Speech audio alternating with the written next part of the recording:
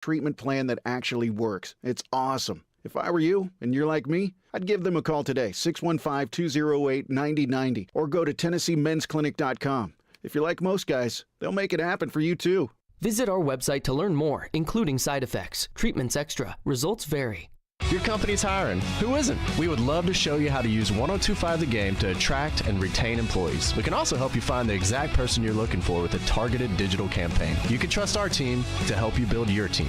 Email us at together@cromwellmedia.com. Now, your Game Center update.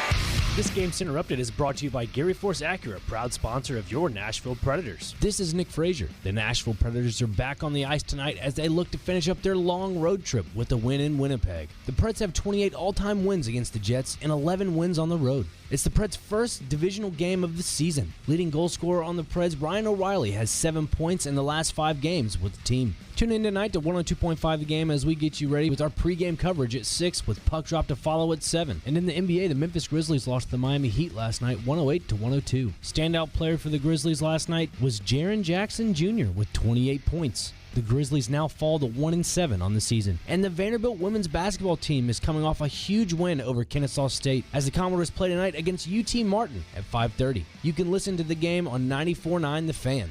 I'm Nick Frazier, and you're listening to 102.5 and 106.3 The Game. For more, follow us on Twitter at 1025 The Game or visit thegamenashville.com. Live from the Hiller Plumbing, Heating, Cooling, and Electrical Studios. WPRT FM Pegram, WPUZ HD2 Laverne. Ross Chastain will be first to finish in the Ally 500 at Nashville Super Speedway. Nashville's exclusive home for NASCAR.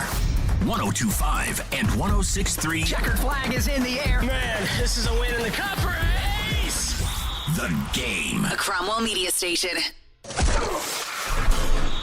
Covering your teams and the news of the day. Ladies and gentlemen. This is Caroline, Willy, and D-Mase. Who is pleasant to listen to. With Caroline Fenton, Willy Donick, and former NFL wide receiver Derek Mason. You are hands down my favorite radio personality of all time. On 1025 and 1063, The Game, and the Game Nashville app. With no further ado, Caroline, Willy, D-Mase, 1025, 1063, The Game, and the Game Nashville app. We are live from the Hiller Plumbing, Heating, Cooling, and Electrical Game Studios, and we're streaming live on Twitch, Twitter, YouTube, and Facebook Live every single day. Willy Donick will join the fun in a couple hours, joining us live from the wintry tundra of Winnipeg, Manitoba. The Predators in action tonight against the Winnipeg Jets.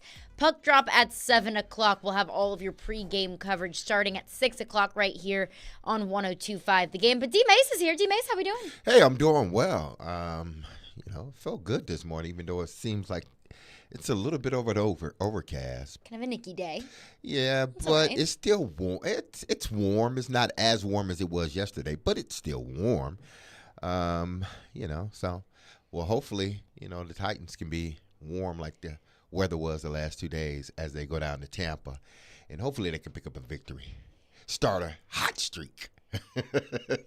Man, when a hot streak is one win, that's when you know you're down bad. Yeah, something ain't going right.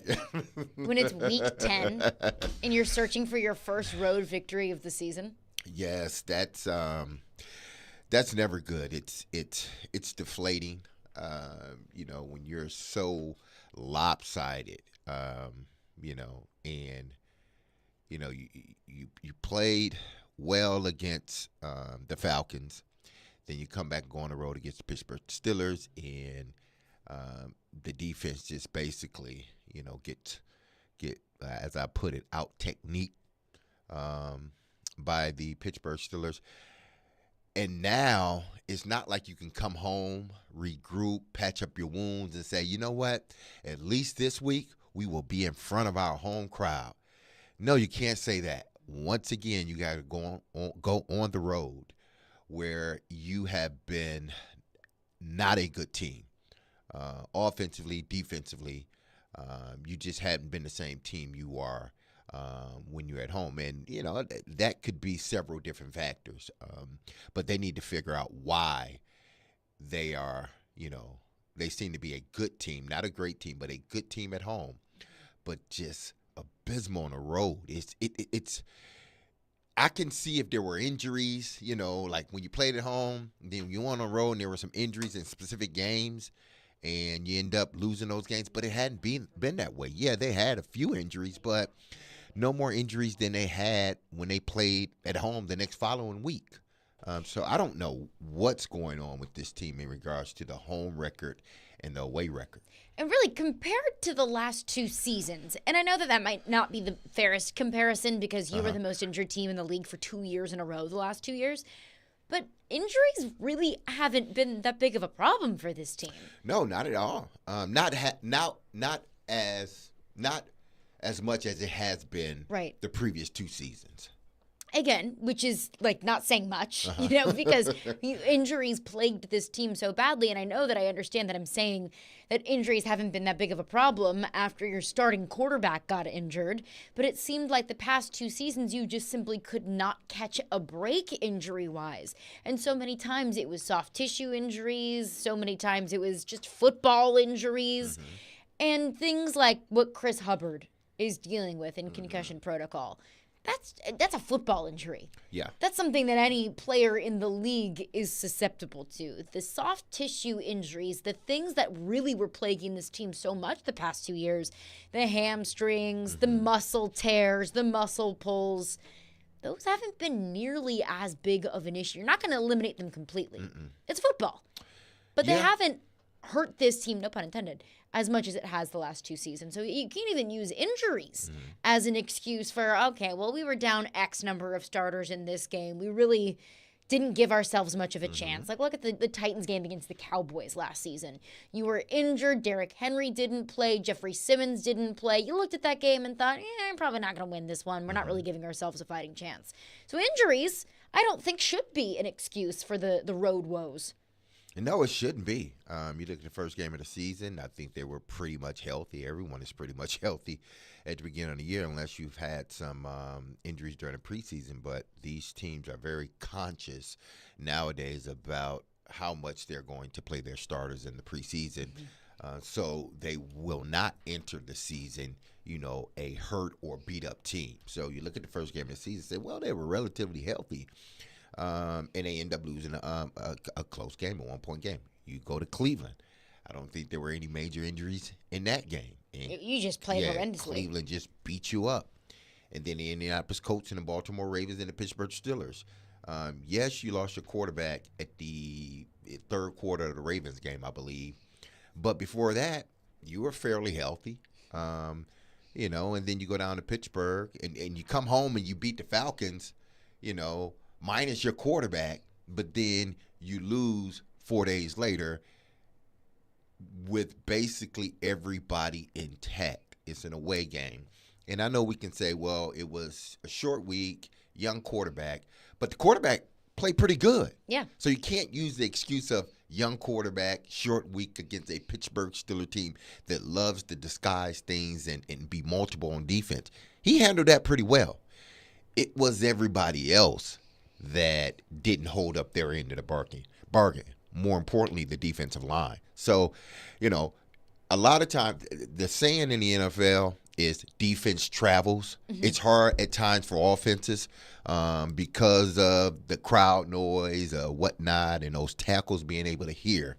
There was a play, before I finish what I was saying, there was a play in a Pittsburgh game where TJ Watt got off the ball before Dillard. He got off almost a full second before Dillard even realized the ball was hiked. That's what you get sometimes when you play on the road because you can't hear. You gotta, and you really can't see the ball because of where you're lined up as a tackle. So I looked at that. Stuff like that makes it hard for offensive linemen when they go on the road. Will it be like that when they, travel down to Tampa this weekend? Will it be hard for the offensive line to hear? But going back to what I was saying, defense usually travels. That's one thing. Rain, sleet, snow, it doesn't matter. If you got your defense, you got your defense. We could travel to the moon, and that defense is going to play the same. for some reason, they haven't been. That's what's been, at times their Achilles heel. More importantly, that was their Achilles heel against the Pittsburgh Steelers. Their defensive front isn't holding up their end of the bargain.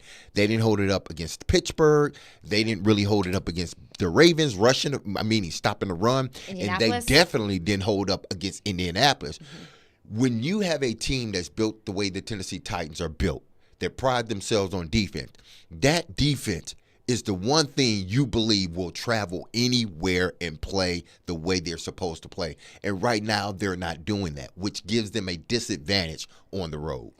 I think two of the biggest things that I've taken away, at least through 9 games so far, is the Titans struggle to win games away from Nissan Stadium, and they struggle to win the close games. Now, I'll give them credit. They found a way to beat the Chargers in overtime. And the Atlanta game got closer than it really needed to be. Atlanta beat themselves, I think. Yeah, but you were able to win a closer game. But all of the other close games on their schedule, they weren't able to find a way to win. Mike Vrabel was asked about that, how they struggle winning the close games, how they struggle so much away from home. This is what Mike Vrabel had to say. You guys have found really all your success this season at home and struggled on the road a little bit. We've lost 4 games by 1 score. Right. We laid a turd against Cleveland. Point blank. And so go ahead. I apologize for interrupting. I agree. It's not as simple as that. But is there anything to the difficulty of playing on the road? Well, just handling the road environment. We went down there and turned the ball over in New Orleans. Had as many false starts as humanly possible. We ran out of guys to jump. But I think handling the road environment is critical so that you're not late on a snap count. I thought that had improved, in Pittsburgh. Didn't win the game. But again, it's, knowing the center and being able to mix up silent cadence on 3rd down or when we're in the gun, so that we're coming off on the football and the defensive line isn't creating a new line of scrimmage, receivers running off the football, getting open quicker, so there's some things that you have to do on the road, and then take care of the ball and turn it over. Again, we've been close, and that's not anywhere near good enough, but just been competitive at times. Now, to use Mike Vrabel's word, Cleveland was a turd. But really, for the most part, you have played, in all except that Cleveland game, winnable games on the road. Mm-hmm. I just don't know why they can't win them.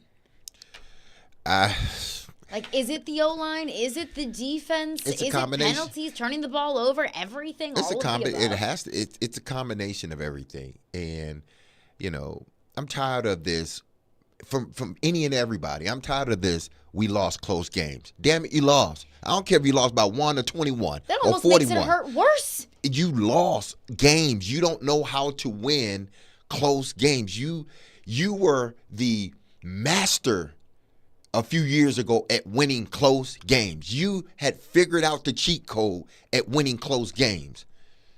Did you lose that cheat code?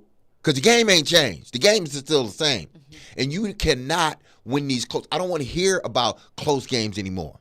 Either you win them or that's the league. The league, you can go every week, and I guarantee you there are at least half of the league are playing games that are 1 score or less. They either win them or they lose them by 1 score or less. So I'm tired of this we're winning, we're losing close games. And we'll win them. Find a way to win them. We put you up on a pedestal because you were winning them. And now it's, we're losing close games. That's not a moral victory. Y'all should be tired of it. You shouldn't even want to answer that question. That shouldn't come out of your mouth anymore. If you're in the games, win them. Find a way to win them. You did a couple of years ago. What has changed? I know players have changed, yes. But I think we made it seem like it was Vrabel. Like he finds a way to win these close games. Well, if that is indeed the case, find a way to win the damn close games now. Figure it out. Mm-hmm. Nobody ask him about close games anymore because he's going to give you the same routine answer. If you found a way to win them 2 years ago and we said it was the Vrabel that did it, find a way to win them now. And you can't for whatever reason. I hope you can moving forward, but I don't want to hear the question of, yeah, you're having more close games, or why can't you win the close games, or him bringing it up. Well, all of our games are close. You know, we're a score away from winning. We're this and that. No, I'm tired of hearing that now. And the players, I'm sure they're tired of it. You know, they better be. Yeah, they better be tired of it. And it's true. You know, when you look back at the season, when you're talking about the playoff picture or a potential wild card spot, you don't look back and say, well, by how many points did they lose those games by? This isn't the college football playoff committee. Okay, nobody cares what the final score was. Maybe internally, when you talk about building as a program and building as a team, you can say, okay, well, we're not getting blown out. But nobody else outside of that building, I think, really cares about that. It's all about winning and losing football games. And D-Mase, this might be completely oversimplifying things. But when it comes down to it, I think you can look at red zone offense and put that atop the reasons why the Titans keep struggling in these close games. And you can pick apart every single game. You know, the Saints game, when Ryan Tannehill throws 3 interceptions, of course you're going to lose that football game. And you can point toward one game might be the defense, one game might be turnovers, one game might be penalties here and there. But overall, this team has struggled. The one thing that they've really consistently struggled with, well, 2 things. One is protecting the quarterback. 2 is getting into the freaking end zone. And even against Atlanta, 3 of Will Levis's 4 touchdowns didn't come from the end zone. He lobbed it deep. The one score in the end zone was that bit short pass to DeAndre Hopkins. It was like an 11-yard pass that he was able to run into the end zone. So, and even against Pittsburgh, because I would like to think, okay, change of quarterback. You know, Ryan Tannehill could move you between the 20s. That was a big thing at Indianapolis that frustrated me so much, was they were moving the ball so well between the 20s. I thought Ryan Tannehill had a fine day passing the football at Indianapolis. It was just once they got into the red zone, once they got into, you know, a manageable situation to score, they just couldn't find themselves in the end zone. Like they just simply could not capitalize on the opportunities that they've given themselves. So I don't know if that's play calling. I don't know if that's a Will Levis comes out and he's able to kind of fix some of those woes. But I look at Pittsburgh, you're still 1 for 4 in the red zone. Well, they're going to have to fix it. Listen. How do you fix that? That's the $1 million question right there. There were over half of the games were 1 score or less last week. You know, there were some games, there were some blowouts. That's the NFL. You have it. But for the most part, the NFL is every game, and this is how they love it because it's drama. But every game just about, well, let's say over half, and it's not like it's 80, 20, but it's more like 70-30, some or 60-40, more like 60-40, where games are 1 score or less. So I don't want to hear we're losing close games. It's not like that's not the norm in the NFL. Close games are the norm in the NFL. That's the way they want them. They don't want blowouts. Why? Because people turn the channel off in blowouts. They don't want blowouts. They want close games, 1 score or less. And that is what the league is. So forget about, we've lost close games. Okay, find a way to win those close games. You as the coach got to find a way to win those close games. So to me, the red zone issue, I'm not sure what it is other than saying the offensive line. Because I think Tim Kelly has done a good job at play calling. He has to work with what he has, and he's done a good job. Not a great job, but he's done a good job. Now, he's called a few great, like 1 or 2 great games or great moments in games. But for the most part, I think he's done a good job at play calling. Like one example in particular that comes to my mind when you bring up offensive line in the red zone is that game in Indianapolis. Exactly. 4th and 1, you handed it. It was 4th and 1, right?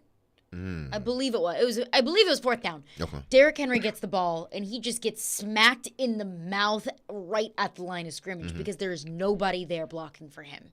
That you can't blame that on Tim Kelly. Well, what about what game was that when Ryan Tannehill, as soon as he got the ball against Cleveland, Was it against Cleveland in the red zone? The turd of the schedule? Yeah, the turn of the schedule. He gets the ball going into halftime. They're in the red zone.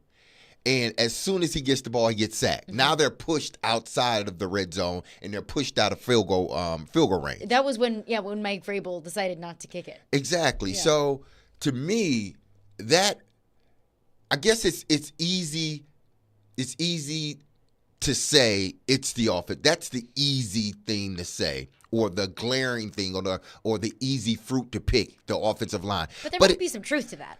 It is, but there has to be, because every situation isn't the quarterback getting rushed. Mm-hmm. You know, Ryan Tannehill has had time in the pocket in the red zones at times.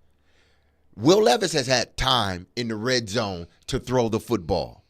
Either they have not capitalized, they've dropped passes. Something's going on when they get in that red zone that they're not capitalizing as much as they need to, especially in the losses that they've had this season. So, yes, the offensive line is at the top of the list, but it's not the only problem, because there have been times where Ryan Tannehill has had an opportunity to throw the ball without being rushed. Now, they've been far and few between, but he's had those opportunities. Will Levis has had them too. So that's why I said I don't want to put it all on, because that's easy. Because we can do that from the 20 to the 20 with the offensive line, because they're not good.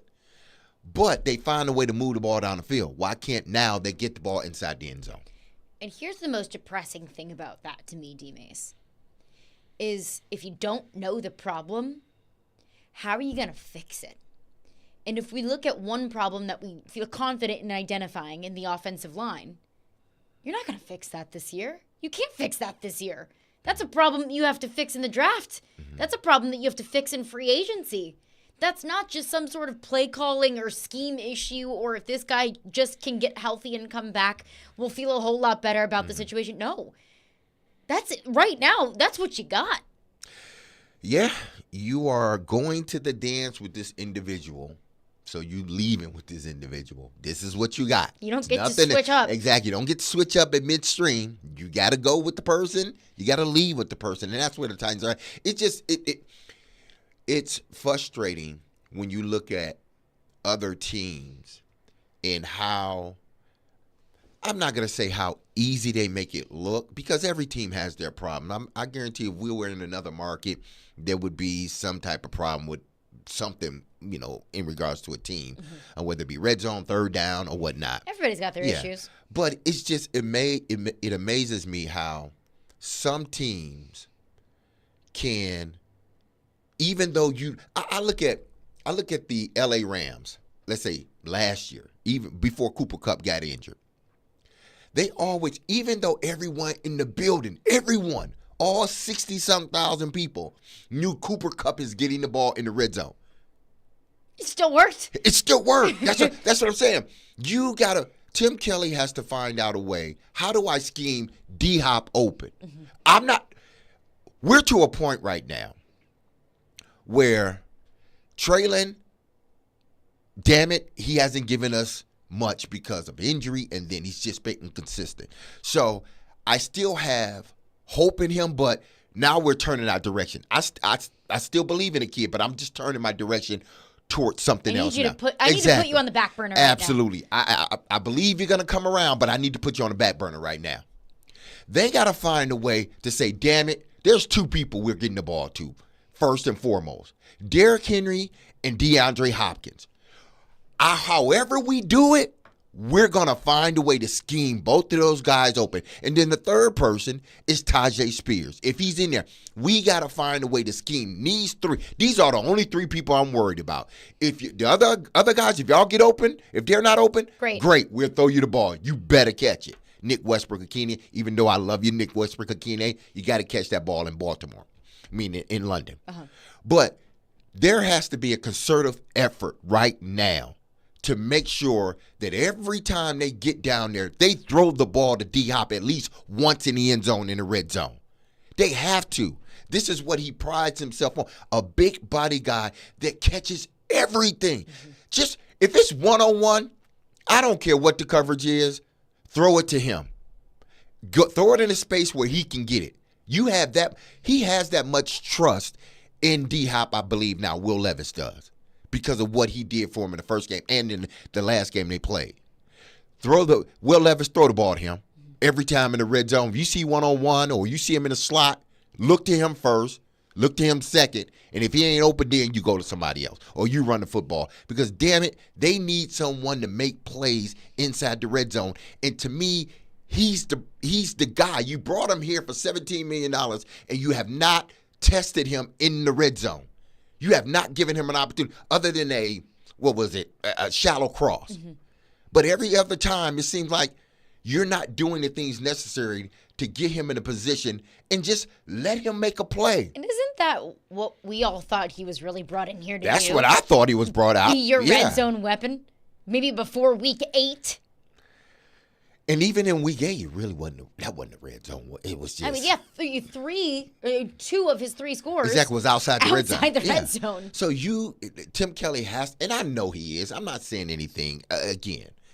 I'm not saying anything that I don't believe Tim Kelly is trying to do. Mm-hmm.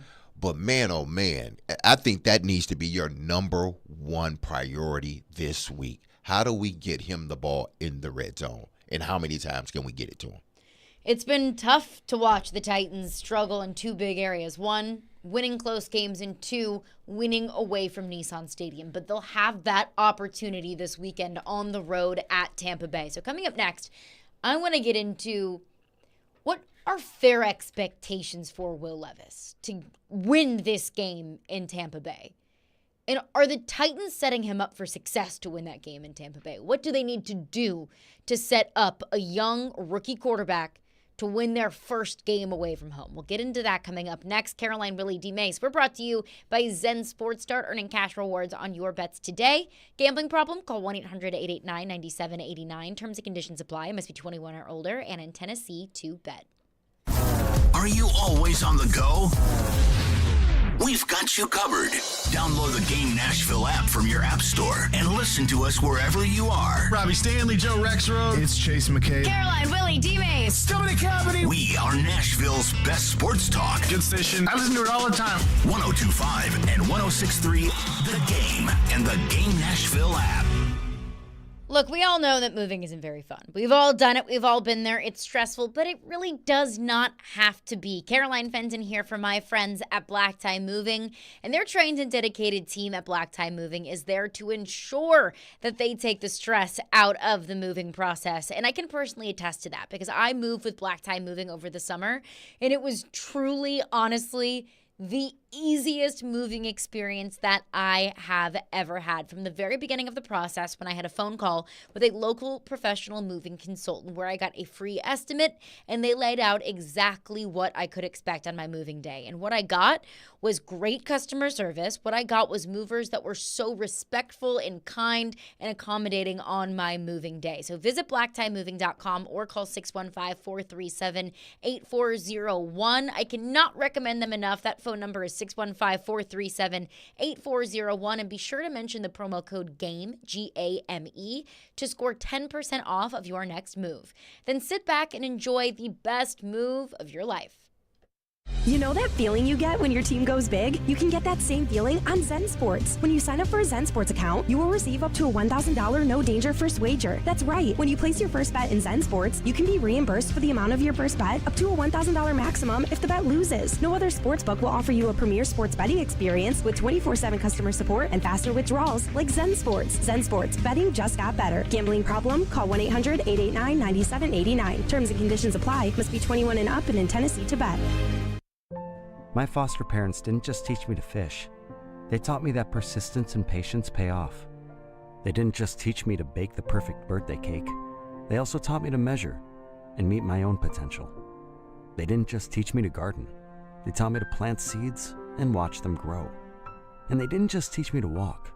They taught me to stand on my own 2 feet. Foster a child and change their future. Visit youthvillages.org/foster. Teddy's Tavern, downtown's newest bar with an old Nashville feel, is conveniently located across the street from Bridgestone Arena and just blocks away from the pedestrian bridge. Get a taste of the new brunch menu to fuel your Titans Day pride on game day. Pre-game specials from 9 a.m. till kickoff when the Titans play at home include 2-for-1 draft beers, mimosas, and Bloody Marys. Teddy's Tavern is where you want to be before every Titans home game, so come downtown early and meet me at Teddy's. Jim Gaffigan here with some more Straight Talk. Now you can get a Walmart Plus membership, plus not pay for it, because it's included with Straight Talk wireless plans. You get free delivery with Walmart plus a Paramount Plus subscription included. Plus, you pay less for gas. That's a lot of pluses. Only Straight Talk gives you unlimited 5G data and Walmart Plus included on select plans for free. Straight Talk wireless, available at Walmart. Requires service on Gold or Platinum Unlimited. One offer per eligible account. Paramount Plus Essential Plan only. Separate registration required. Additional terms apply. Hey, are you seeking relief? Maybe you just want to enhance your day or night. Did you know there are legal THC products available right here in Tennessee? Yeah, really. You can have legal THC products shipped directly to the comfort of your home. Yes, comfort in cannabis is only a website away. Visit greentreescompany.com. That's Green Trees with a Z, and change your life today. Vanderbilt football lives here. This Saturday, it's Vanderbilt in South Carolina from Williams-Brice Stadium in Columbia. Kickoff at 11 a.m. Our coverage starts at 9:30.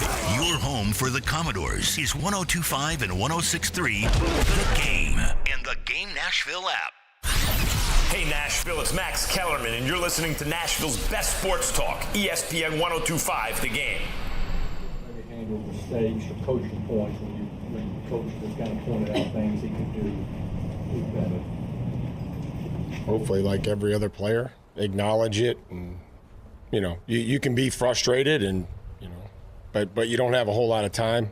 I think it's maybe a different conversation. Maybe on the field is one thing, and then in the meeting room, it's like, okay, why we try to ask a lot of questions, like what each player saw, what were they processing, so that we can hopefully correct and fix mistakes. If a player can tell you exactly what he did wrong, you don't have a whole lot to coach. It was just a mistake, and you move on. So I think that he's been good in that regard.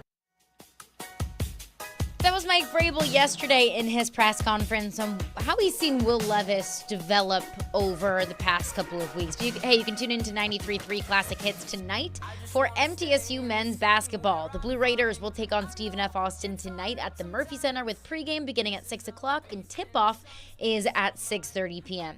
Coverage also available on the 93.3 Classic app and at 93.3classichits.com. So we heard Mike Vrabel there talking about mistakes. And look, every quarterback in the league is going to make mistakes, but especially a rookie quarterback. Especially a rookie quarterback who's making his first NFL starts of his career. So we can expect that. I don't think it's fair to not expect Will Levis to make some of those mistakes. But now it's the job of Mike Vrabel and Tim Kelly and the rest of the team to do everything they can to try and help Will Levis minimize those mistakes. It's on the receivers to help Will Levis out, get open, and win those 50-50 balls. It's on the offensive line to adequately block Will Levis and give him time. So my question for you, D-Mase, is do you think the Titans are doing that, enough of that, of helping out a young rookie quarterback, try and eliminate as many mistakes as they can? I think they're trying to keep it at least the first game, and I think the defense was sort of tailor-made for, the game plan, because they played a lot of man-to-man. There was not much. They didn't disguise things much in the secondary, the Atlanta Falcons, so it was a little bit easier to read. A lot of single coverage, and the Titans beat the single coverage just about every time. So it was a little bit easier for Will in that respect, because I didn't have to read this complex defense, even though Atlanta's defense from a statistical standpoint was a good defense. If you watch that defense, it's not what it's cracked up to be. The numbers doesn't match what you're seeing from a defense standpoint. So it was, he didn't have to, the thought process wasn't wasn't as long. He saw it, read it very quickly because it was just basic coverage, and he threw it. To find an open guy, throw it. One-on-one coverage, throw it. Zones, find a hole, throw it. So they made it a little bit easier for him. Pittsburgh was a little bit different. They disguised some things, but he had some good moments against the Pittsburgh Steelers. So I say that to say this. I think they are helping him because the first 2 games, I think that it was, okay, here's your first, second read. Concentrate on those. We're always going to give you an outlet, whether it's the back or just chuck it away, throw it. We can live with, just as long as we have another down, we're good. If it's third down and 10 or something like that, you don't see it, throw the ball away. That's all you need to do. Take the check down, and if we don't get it, then so be it. We'll rely on our defense to get a stop. So I think they kept the playbook a little bit vanilla for him, so they were helping him in that respect. I think they really helped him against the Pittsburgh Steelers. I think the offensive line, at times, they did a good job at blocking for him. He did a good job at recognizing it very quickly, especially the pass to DeAndre Hopkins in 3rd and 29. They were playing I believe it was 2-man, and he read it. He recognized it and read it very quickly, and he hit the inside guy. He let him hit the inside guy because he saw the middle of the field open. I will get more into the defense of the Tampa Bay Buccaneers. But I think Tampa Bay will give you just about the same things that Atlanta gave you. There will be opportunities. They're going to keep it simple. They may add a little bit more to the plate, but it still will be simple. They're trying to keep things simple. You don't have to win the game for us. I'm sure they're going to try to run the football because Tampa is horrible against the run, so I'm sure they're going to lean heavy on Derrick Henry and Tajay Spears, more importantly, Derrick Henry this game, and put the quarterback in a position where if it's third down, it's third and manageable, 3rd and 3, 3rd and 4, 3rd and 5. They want to get away from 3rd and 8, 3rd and 9, 3rd and 10, because now it makes things a little bit harder. Now they can disguise things with their defense, even though, Todd Bowles he's not looking to really disguise a lot. He's looking to bring a lot of blitzes, but he's not looking to disguise things a lot. So I do believe that, it started in the Atlanta game. It continued in the Pittsburgh game, and I think it will continue even further. They will add more to the plate, but they will still try to keep it simple, try to keep it clean. And so I do believe Tim Kelly is doing what he needs to do to bring this young quarterback along. You thought the offensive line did a good job in Pittsburgh? At moments. They had their moments against Pittsburgh where they did a good job. Listen, Pittsburgh still hit the quarterback. Pittsburgh still had their number of sacks, but there were moments where they needed to hold up for a half a second, and they were able to get the completion. So they didn't play. It wasn't the best game that they've played, but it wasn't their worst game either. They had their moments. I think it was obvious. Your offensive line just wasn't good enough. Yeah, they're not good enough, but I think they had their moments in the game. Right. And in terms of talent. Yeah, in terms of talent, yeah, this offensive line, outside of Peter Skoronski, I don't think there's no starter on that offensive line right now other than Peter Skoronski. I'm not saying they can't play in the NFL. I believe they can, but they're not starters. You're seeing it in real time that everyone beside Peter Skoronski isn't really a starter in this league. There are backups. And I'm glad you brought up Peter Skoronski. Because if we're talking about the Titans doing everything in their power to help out a young quarterback, which I think they should. I think that's short-term, the best thing for this football team. Long-term, the best thing for this football team. Protecting your most valuable asset. Your most valuable asset is your quarterback. Especially your young quarterback who you ideally think is going to be your quarterback of the future. If you're going to set him up for the most success and you're not going to have Nicholas Petit-Frere for the rest of the season, I don't think that putting Andre Dillard or Dylan Radins at left tackle is setting up your young quarterback for the most success. I would like to see them at least try to put Peter Skoronski at left tackle. I'd like to see them at least try it.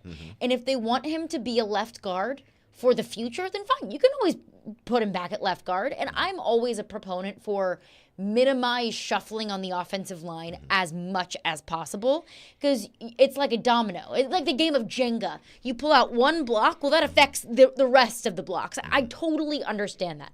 I know that one change on the offensive line is not as simple as just simply one change. But you know what you're going to get from Andre Dillard. You know what you're going to get from Dylan Radins. And it's not very good, at least in the short term.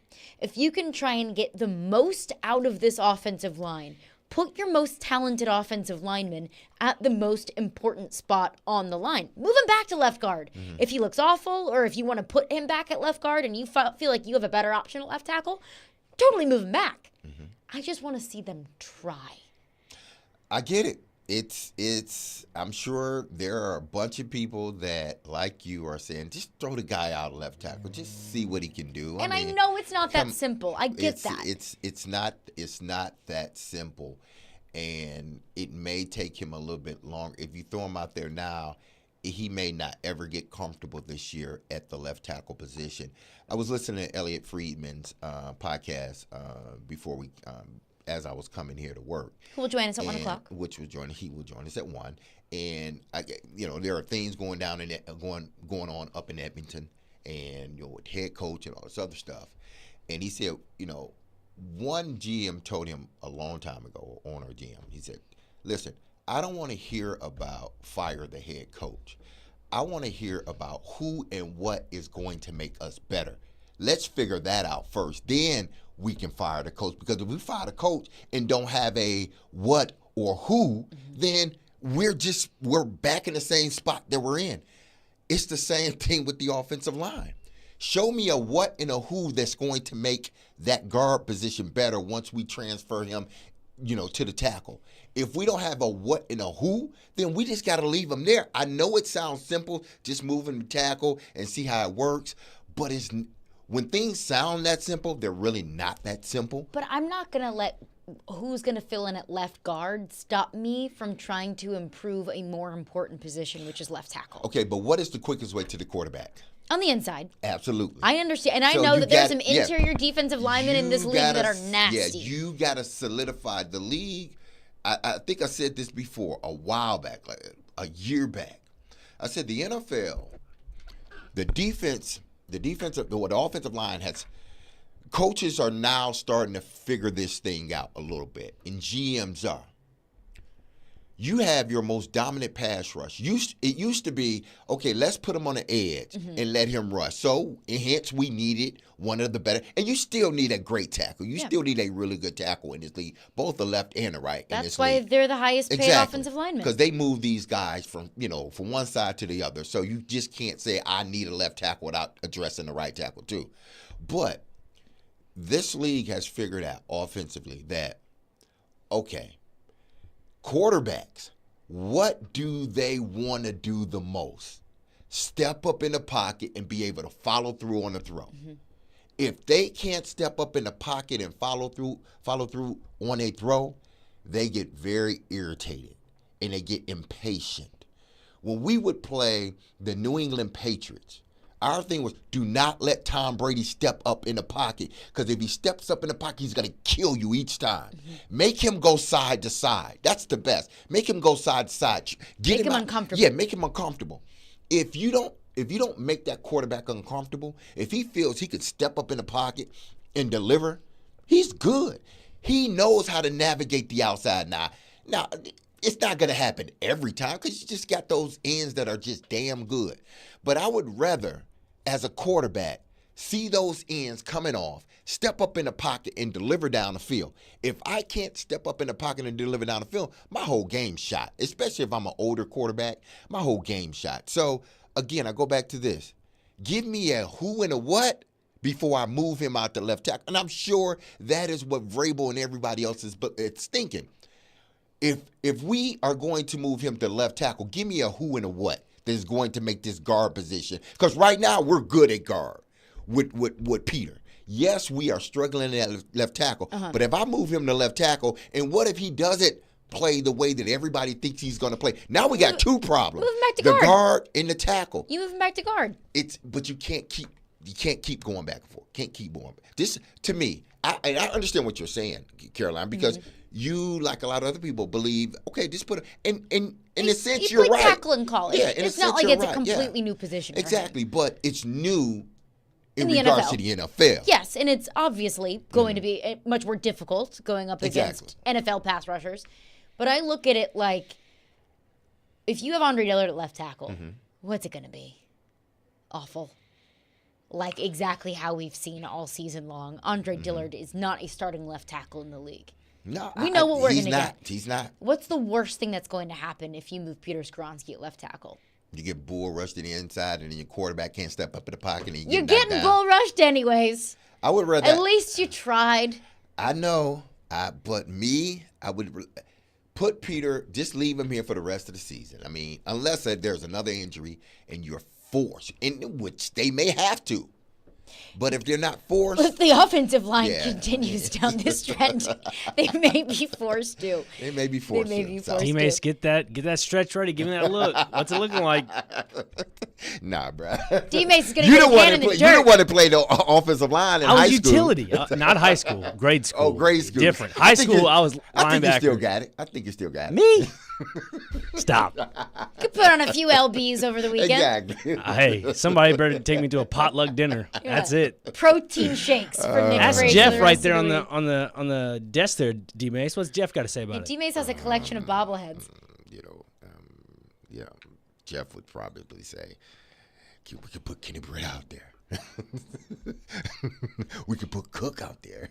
It's a solution to everything. Cook. All right, let's get into your phones on this coming up next. 615-737-1025 is our phone number. Everything is on the table. Expectations for Will Levis. Are the Titans doing everything they can to protect the young quarterback? And if not, what do they need to do? Your phones on this. Caroline, Willy, D-Mase, 1025-1063, The Game. Whether it's college football, Players might end up not going to Alabama or Georgia. or the NFL, I think that this team wins the AFC South. Trevor knows. Join ESPN's Trevor Maddich every Tuesday at 4:30 on Stillman and Company as he gives his opinions on the latest from the gridiron. I'm going to the team where I can get a ring. Trevor Maddich brought to you by Houston Clinic Orthopedics, where experience matters, on 102.5 and 106.3 The Game and the Game Nashville app. Happy Thursday, everyone. Hope you're having a good start to your morning or early afternoon. But, man, I need you to pause for a second because I need to talk to you about Cool Springs MD. Over the years, more men have started to seek help for hormone deficiencies and imbalances. And Dr. Jeffrey Lodge and his wife, Daphne, along with that experienced staff, give men the treatment required to improve their quality of life. Cool Springs MD services have already helped many men of Brentwood, Nashville, and yours truly, and the surrounding areas in Tennessee with improving their immune systems, energy levels, cognitive functions, and more. They're there to connect you with the medical care you require to have a healthy and enriched life. And listen, there's no better time now to achieve a healthy lifestyle. Man, what are you waiting for? You want to play with the kids outside? You want to play with playing on a flag football team at your age? You want to do all this stuff and have all of this energy. Well, if that is indeed the case, then you need to give Dr. Jeffrey Lodge at Cool Springs MD a call today for an appointment. Here's the number, 615-486-3458. That's 615-486-3458. Or visit our website at coolspringsmd.com. Predators fans, Brewhouse South in Cool Springs, Brewhouse Highway 100 in Bellevue, and Brewhouse West on Charlotte Avenue is your home for hockey action all season long. They are Predators approved and all the games are on, and they'll even give you the sound. Get awesome game day drink specials on Blue Note Bourbon and Black Abbey Beer. When you think hockey, think Brewhouse South in Cool Springs, Brewhouse Highway 100 in Bellevue, or Brewhouse West on Charlotte Avenue. Go Preds! Get ready to elevate your game day experience. Titans fans, it's all happening at Mimo Bar on Titans Terrace. Just a short walk from the bridge at First and Demumbrian. They've got your epic pregame and postgame covered with their Italian classics and sensational cocktails. Your senses will be on a joyride. And hey, listen to this. Everyone at the Titans Terrace gets a chance to bag a Gibson Guitars merch bundle, a $100 Mimo postgame gift card, or a weekend brunch for two. So why wait? Mimo Bar, where Nashville's heritage meets Italian flavor. Whether you drink it neat, in a cocktail, or like our boys at Bridgestone, on ice, Blue Note Bourbon hits all the right notes. From the ever-popular Blue Note juke joint to our fabled Blue Note Crossroads. It doesn't matter if you're watching the Preds at a bar or just hanging at home. Our double gold medal winning, hand-bottled, straight bourbon whiskey always sounds like a good time is about to be had. Blue Note Bourbon. Take note. Sip responsibly. Mom, haven't you heard that commercial where the guy says your ride is here? I can't afford a new car, honey. But Mom, he said he'll finance anyone on any car. This car is embarrassing. Yeah, well, I don't trust car dealers. Mom, Franklin Motors has been in business since 1987. Let's stop in for a test drive. All right, wise guy, let's go. Franklin Motors, the choice is clear. Franklin Motors, your ride is here. FranklinMotorsTN.com or come on by for a test drive. Join MTSU football November 11th inside Floyd Stadium for the 41st annual Salute to Veterans and Armed Forces. Blue Raiders will pay tribute to our brave veterans, current service members, and their families for their service and sacrifice. Veterans and their families can receive complimentary admission. For more information, visit GoBlueRaiders.com. Kickoff is scheduled for 2:30 p.m. against FIU. Let's go Blue!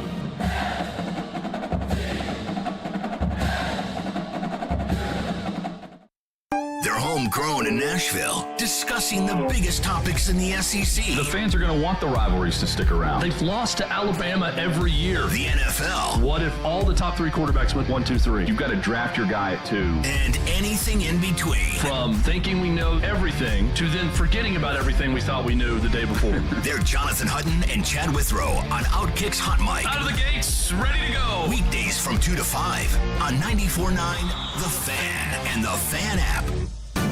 Having some fun in the midday. Okay, that's really fun. This is Caroline, Willy, and D-Mase. It's a good source of energy because it's live. On 102.5 and 106.3 The Game and the Game Nashville app. Join Jared Stillman, Chris Sanders, and D-Mase at Twin Peaks in Madison this Sunday from 9:30 to 11:30 a.m. for our NFL pregame show. They'll break down the Titans' Week 10 matchup against the Bucs and give you the latest updates before the game. Our NFL pregame show is presented by Parman Tractor and Equipment and Beast Unleashed. Promised your phone, so to your phones we will go. Question of the day is, what can the Titans do to win the close games? To win a freaking game on the road and to set Will Levis up for success. We'll get into your phones on that. Phone lines driven by WilsonCountyHyundai.com. My guy, Chris Titans and Truth, is on the line. What's up, Chris? Hey, how's it going, everybody? Good. Going good. Hopefully D-Mase will like this one, what I'm about to go with, Caroline. Now, Caroline, I have to disagree with you on one little part. Go ahead. I think the best solution, at least offensive line-wise, you can't put Andre Dillard out there at left tackle because, like you said, he'll get Levis killed. And if they're not going to move Skoronski to left tackle, the best option, and you're probably not going to like it, is Dylan Radins. Dylan Radins, I think, with opportunity, has shown he can hold up. He's done a lot better than Dillard. Now, NPF showed he cannot hold up against T.J. Watt in that game. T.J. Watt was beating NPF like a drum before he got hurt. Radins goes in at right tackle, even has some time at guard. He held up pretty well against T.J. Watt, and despite what anybody else said, he held up very well against Nick Bosa. And that's actually those are two very, very good pass rushers. So I just think if you're not going to move Skoronski to tackle, you should at least go with Radins. But I think Radins and Skoronski on that left side, whether one or the other is at tackle, I think will at least minimize the problems that you have. And they need to finally give Corey Levin a look at center because Aaron Brewer, I don't know how he's going to fare against Vita Vea. That's 350 pounds of man up in the front. So I also need Aaron Brewer to maybe have a little bit of control his snaps too. But Chris, all true. Appreciate you for calling in. Look, Dylan Radins has looked better. But what kind of curve are we grading on? Is it what he used to be? Is it, well, he's better than Dillard, and Andre Dillard might be worse than Dennis Daly. And I didn't know it could get that much worse than Dennis Daly. But Chris is not wrong. That, Radens has looked better. But is that your best option? Maybe it is. I mean, maybe it is. You don't have many options. So, you go with what you feel would be the best combination over there. Whether you go with Radens and Skoronski and allow them to work in tandem over there, or, we've already seen the Dillard experiment. It's more like the Dillard disaster. So we've seen that. The Dillard failed experiment. Exactly. So we've seen that, and we know that moving forward it's not going to get any better. So, I mean, I'm sort of in agreement. Like, put him out there, Dylan Radens. He's used to playing tackle. Put him out there and work that combination, blocking scheme between he and Peter Skoronski, and then, get those backs out there. Make it a point of emphasis for those running backs and those tight ends when they are on that side. Chip first before you go out because you're not the primary receiver. Chip first and then get out. But then again, they have to do it on the left side, on the right side too. So, but if you're going to put Dillard in there, Radens in there, I think you're gonna have to help them out and really work that combination. Make sure both of those guys are always in communications together, meaning Dylan Radens and Peter Skoronski. Another Texan said, if you had to choose, would you rather have Dennis Daly or Andre Dillard at left tackle? None of the above. Oh, man. Gosh. That is bad. That Can I go nobody? Yeah, that's my choice. Neither. Nobody. Yeah. I'd rather have 4 offensive linemen. Yeah, 4 offensive linemen. I stick a tight end out there. Nick. Yeah, because right now I might actually get demolished out there, but hey, we'll never know. Well, the other guys are getting demolished too. Hey, if Mike's listening, listen, I'll play some football for you. If you sign me to 10-day, I'll play some football for you. Breakable guy. Yeah, but it's just, again, we're making a light of it and fun of it, but they're in a hard position, the Titans, because they have no depth at the position, and then the depth they do have, it's not good enough. The starters they have aren't good enough. Yeah, so it's like, what do we do? Damned if you do, damned if you don't. But to me, I like what the caller said. Put Dylan Radens out there, he and Peter Skoronski, and then roll with that. If I have to pick between Radens and Dillard, I'll take Radens. Yeah. Mm-hmm. One texter texts in about our conversation about the injuries, where I say, I don't really think injuries have been the problem this year. One texter says, hey, the offensive line injuries and wide receiver injuries are crushing this team. What? I wouldn't say. If I had to make a list of things that are crushing this team, the offensive line as a whole, not just the injuries, but the offensive line, the defense. Yeah. And they hadn't had many injuries. No. They haven't. What else? Yeah. I know you listen, if Kyle Phillips was injured, I get that. But how much was Kyle Phillips giving you prior to his injury? Nothing really. Okay. Now he did come on last game, which that is encouraging. He needs to double down on it and do it again this upcoming week. But Traylon Burks has been in and out of the lineup, and when he's been in the lineup, he hasn't done much, and that's just disappointing. So again, you can make that excuse and say, well, the offensive line has been hurt. No, they have. They're just bad. When they're healthy, they're bad. They're bad. When they're hurt, they're even worse. So, and then the receivers. There's only really been one guy that's been consistently not in the lineup. Kyle Phillips and Traylon. And then when Traylon is on the exactly, field, he's not performing the way, again, I go back, he's not performing the way I believe he can perform. I'm not giving up, I'm not writing the kid off or anything else, but he hasn't stepped his game up for whatever reason. I don't know. I know it's hard, but he needs to step his game up when he's able to get back out there and fully healthy.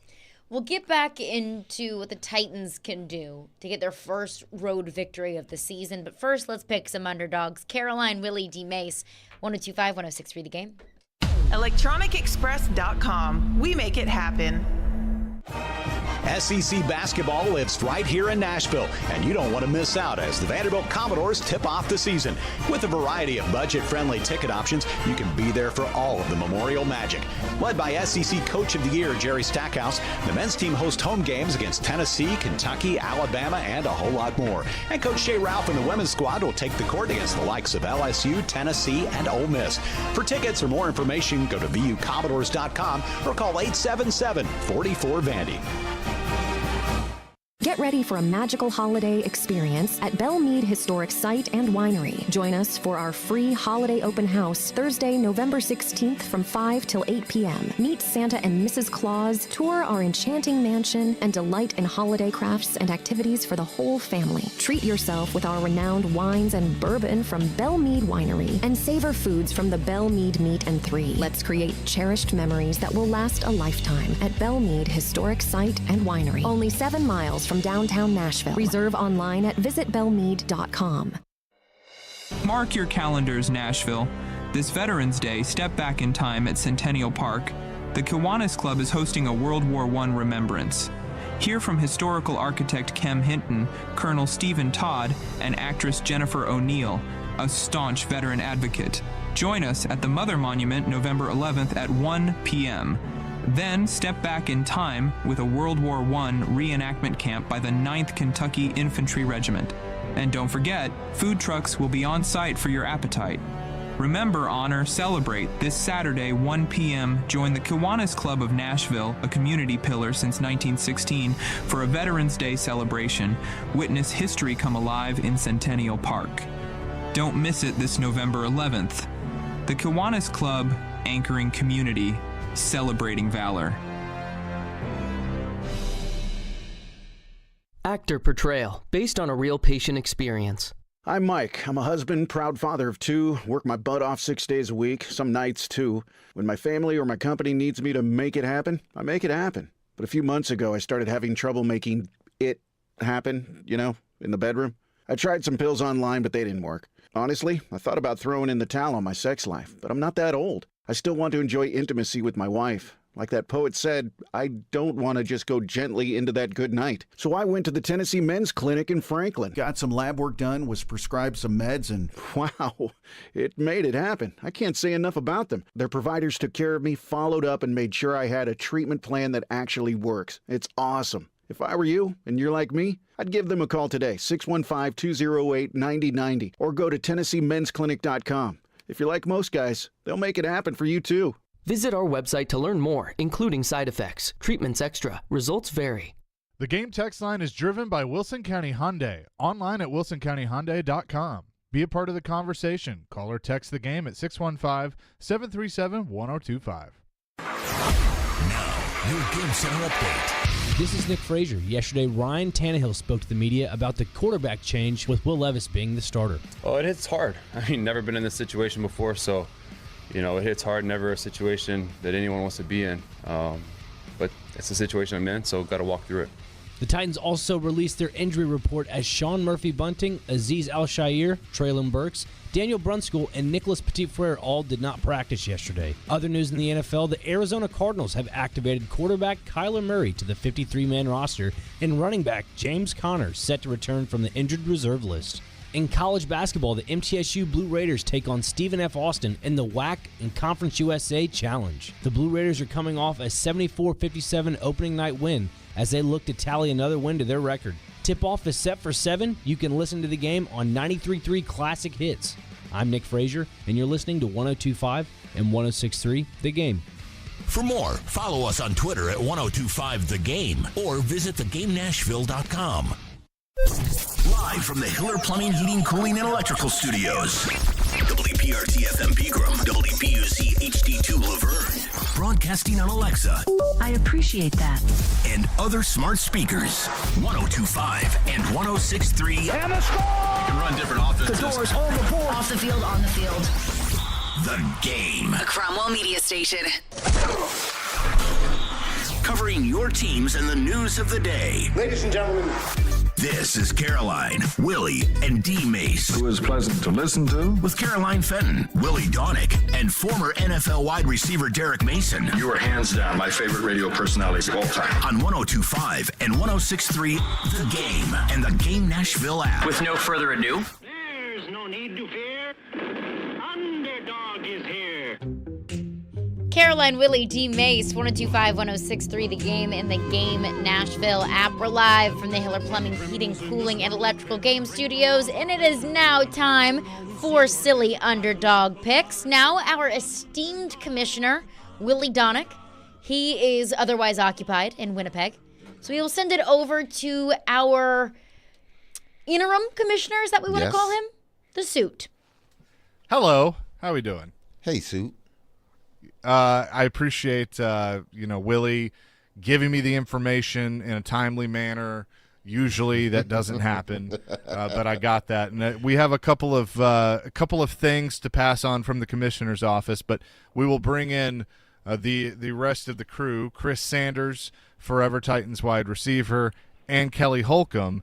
Now, gentlemen and lady, George Plaster is not here, which is funny because he would be celebrating his first win. Mm-hmm. And for those of you that have listened for a long time, you probably are familiar with the guys. I have goofed royally. I just texted him and I said, "Hey, we've been trying to call. Where are you?" Holy cow! I forgot. I'm taping Friday's show. What? Wow. Kelly, aren't you a part of that program? Yeah, but I'm not a part of that gym shoe operation that he's doing. Okay. Gym shoe. Because I just find it funny that you're here, yet he is not. And you use the words "I forgot," which I've done too. So yeah, I don't do it on Fridays. That was one of my stipulations. I'm not doing it on Fridays. I told George months ago, so I don't do it on Fridays. But yeah, he's got they got a gym shoe operation at times. You know how that goes. I do indeed. So Plaz will be submitting his picks electronically. We will submit those to the commissioner's office, and he can decide if they will be validated or not. But that's where we are. So with that, let's get to the review. We start with our online contests. Craig Woolley of Clarksville, Tennessee, was the winner this week. Won by 1 point, 29 points. John Casey was second with 28. How about that? So congratulations to him. The most picked game by the listeners last week, with a whopping 20%, if I could read this, was Indiana and Wisconsin. Anybody have that? Nope. No. There you go. Indiana's So there you go. Chris Sanders' team. Yeah. Hey. Well, Chris seems to be picking against Ohio State. So. He Ohio State, sir. All right. So congratulations to Craig. So that gets us to the panel, and there were a couple of winners. It starts with Kelly Holcomb, who went with Arkansas State. Butch Jones, a team that I picked a few weeks ago and failed miserably. They defeat Louisiana 37-17, and 9 points for Kelly. And don't look now, Kelly with 26.5 on the year at 4-6. Oh, Kelly's coming back. Hey, got to creep up on our man D-Mace. I'm not giving up. I feel you. I like it. You are, you know what I'm saying? You are nickel and diamond down the field. That's right. Go Red Wolves. So 9 points for Kelly. D-Mace had the second pick as he just, I don't know. He went conservative, and maybe he needs to continue to be cocky and go for these big points. But he goes with Cincinnati, a 4-point dog against UCF, and no points for a cover, D-Mace. 28-26, the final on that. Gosh, so close, but yet so far. You remain in first place with 50.5 points. Gotcha. At 4-6. I needed some more points. I need some more. Chris Sanders was up next. I'm trying. We know. Not very well, but you're trying. Appreciate it. Thank you. Yeah, you're welcome. Doing it for the kids. Doing it for the kids. He goes with Pitt. At Pitt, a 21.5 point dog against Florida State, and no points for a cover, but FSU wins 24-7, and Chris remains 0-10 with a goose egg. Champ, I'm still believing I can come. I believe that I can still come and win. Guaranteed. Okay. Okay, Chris. Next up was Caroline Fenton. And we can skip it. Not surprising that she went this way. She goes with her alma mater, the LSU Tigers, a 3-point dog at Alabama, and it was all Crimson Tide. Well, it was not all Crimson Tide. But let's she corrects you very quickly. I know. I didn't even have time to correct myself. It was tied at halftime. 42-28 is the final. Tide pull away in the second half. And Caroline still sits in third place with 10.5 points at 1-9. Caroline, your thoughts? Well, would you like my thoughts, really? Because how much time do we have? It's your show. As much time as you want. Let's hear him. Next up was the director, George Plaster, who is absent today. And he went with NC State, a 6-point dog against Miami. And for the first time this season, George gets a win, 20-6. He moves up into fourth place at 1-9 with 6 points. Congratulations to the director, George Plaster. Well, thank you, Chase. I appreciate it. I thought that was him for a second. Where did George come from? And then finally, some guy that we call the suit sometimes decided to go Jacksonville State. 15.5-point dog at South Carolina, and it was 28-all at the start of the fourth quarter, and I was feeling like I had a chance. And that was not good to have hope because South Carolina wins 38-28, and I sit now in fifth place, 1-9 with 3.5 points. Good job. Good job, Chase. Good job. 3.5 points. Yeah. That's where we're at on this competition. And, quite frankly, I just don't care anymore. But I'm going to see it through. Don't give up, Chase. I'm not. So now we get to the picks. D-Mase will have the first pick. Then it's Chris Sanders. Then Caroline. Then Plaz. Then yours truly. And then Kelly Holcomb. And so with that, D-Mase is on the clock. Man, this is a tough week to pick games. I'm telling you. Let me go with. I want to go with Michigan State, but I'm not doing that. I'm not going with my heart. I'm going with the Colorado Buffaloes need a win. They need a win. They need a win. Are you kidding me right they now? They need a Are win you bad. kidding me? Are you kidding me right now? The first pick out, dude. Are you kidding me? I need this. I got to go back to the well, Kelly. I'm you sorry. You don't need this. I don't need it. Anything. Yes, I do. I need it, man. I need this win. You are such a communist, dude. Good gracious. You know what? I'm going to change your name to Richard for that move. Derek Richard Mason. Oh, my goodness.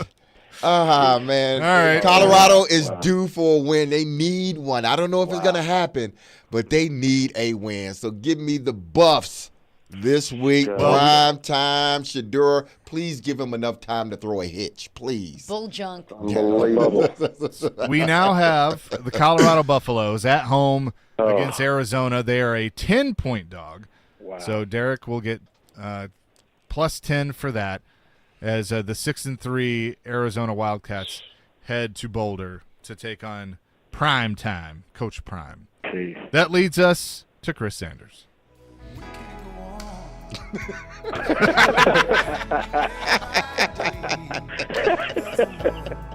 That's my new theme song, baby. Oh, my goodness.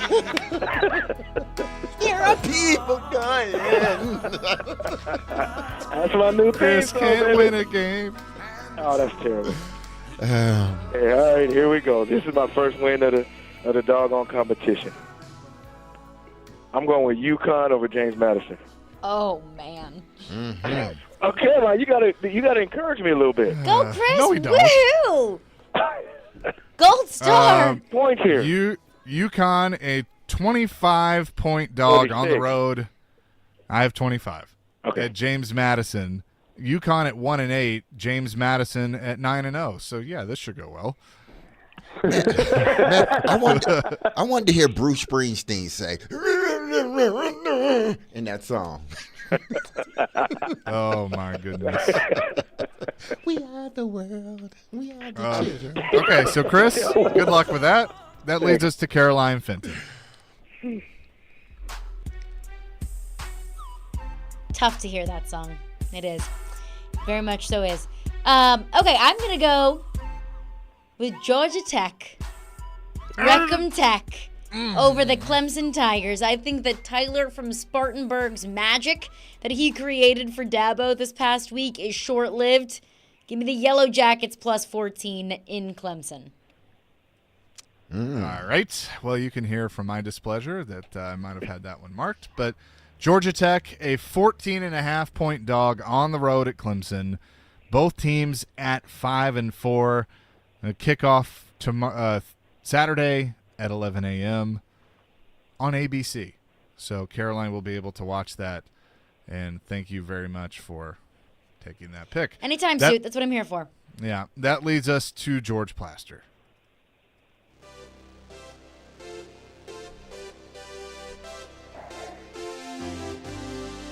All right, he has submitted his picks electronically, and I will take the first one that he submitted, and I think everybody should be fine with this because I don't think it's going to win.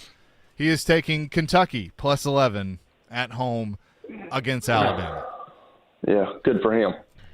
Good job. Was that a sigh because you had that, or was that you? No, absolutely not. I was going to tell you to pick the worst on the board. Don't let him. Don't. I mean, he just totally missed this today. So you need to pick the worst pick you could possibly pick for him.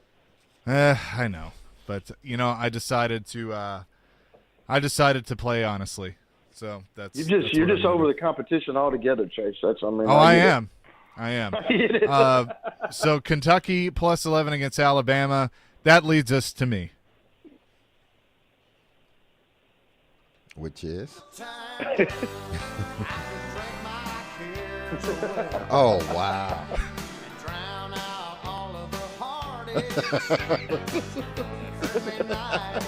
Oh, my goodness. Wow.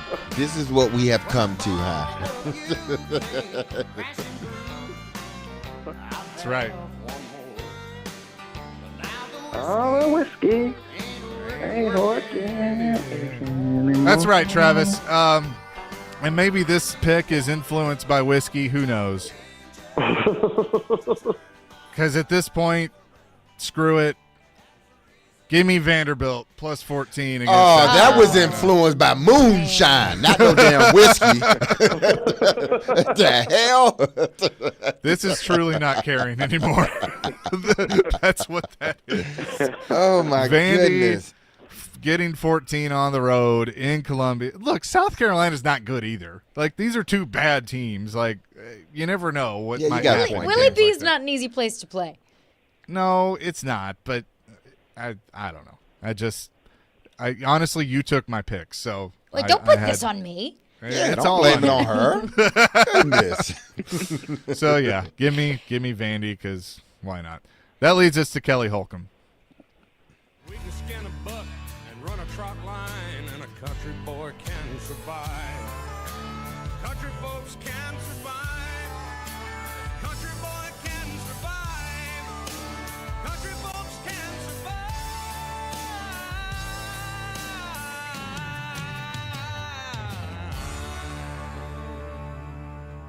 George ain't here. Damn you, Mason. Since Derek, otherwise known as the communist heathen, took my pick, I am going to take. I'll take the BYU Cougars to beat Iowa State at home. Ooh, okay. BYU. When is that game? Where is that game? Who knows? Who cares? It's a 20-point game too, in case you wondered. Oh, well, there you go. No. You got to pull it up. I'm looking for it. Okay. Do they even play this week? It might require a lawn chair. It might. They do play this week. It's in Provo. Okay. That's what I said, at home. Yeah, but what time? Like, I can't. Who cares? 9:15 p.m. Thank you. You're welcome. Thank you, Carol. Hey, there Kelly, it is. Kelly, will you watch it? BYU is an 8-point dog at home. Yeah, where'd you get 10 from? I said 20, man. I'm just where you get something 20? out there, dog. He's trying to cheat the system. I'm just trying to see if it sticks. You know what I'm saying? Where does that? Throw it all what against does the that wall. teach? What does that teach the youth of America, Kelly? Trying Well, to cheat the obviously, system. George like has been talking. George has been talking about D-Mase on the youth of America with how he's acting. So I just decided to go down that road as well. You know what I'm saying? Something like that. All right, all the picks are in. With that, let us review this week's picks for Silly Underdog Picks. You can play online at thegamenashville.com. First up, it's Derek Mason. He goes with his former teammate, Deion Sanders, plus 10 against Arizona as the Buffaloes looking for a win because it's been a minute. Then Chris Sanders takes UConn, plus 25 against James Madison. Caroline Fenton was up next, going with Georgia Tech, plus 14.5 against the Clemson Tigers. Both teams with a 5-4 record.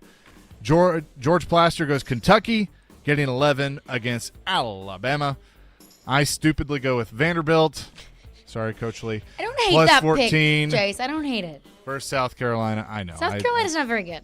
They're not, but I'm picking with my heart here, and That's okay. Generally, that's why there's. I whiskey did that, involved. and it didn't work out for me. So Yeah, I think we've all did it at once upon a time, except Chris. I hope it works for you. He picked against his team. And then Kelly goes BYU plus 8 against Iowa State. Those are the picks. Again, you can play online at thegamenashville.com, and I send this from Willy. Lady and gentlemen, good luck. Oh, gosh.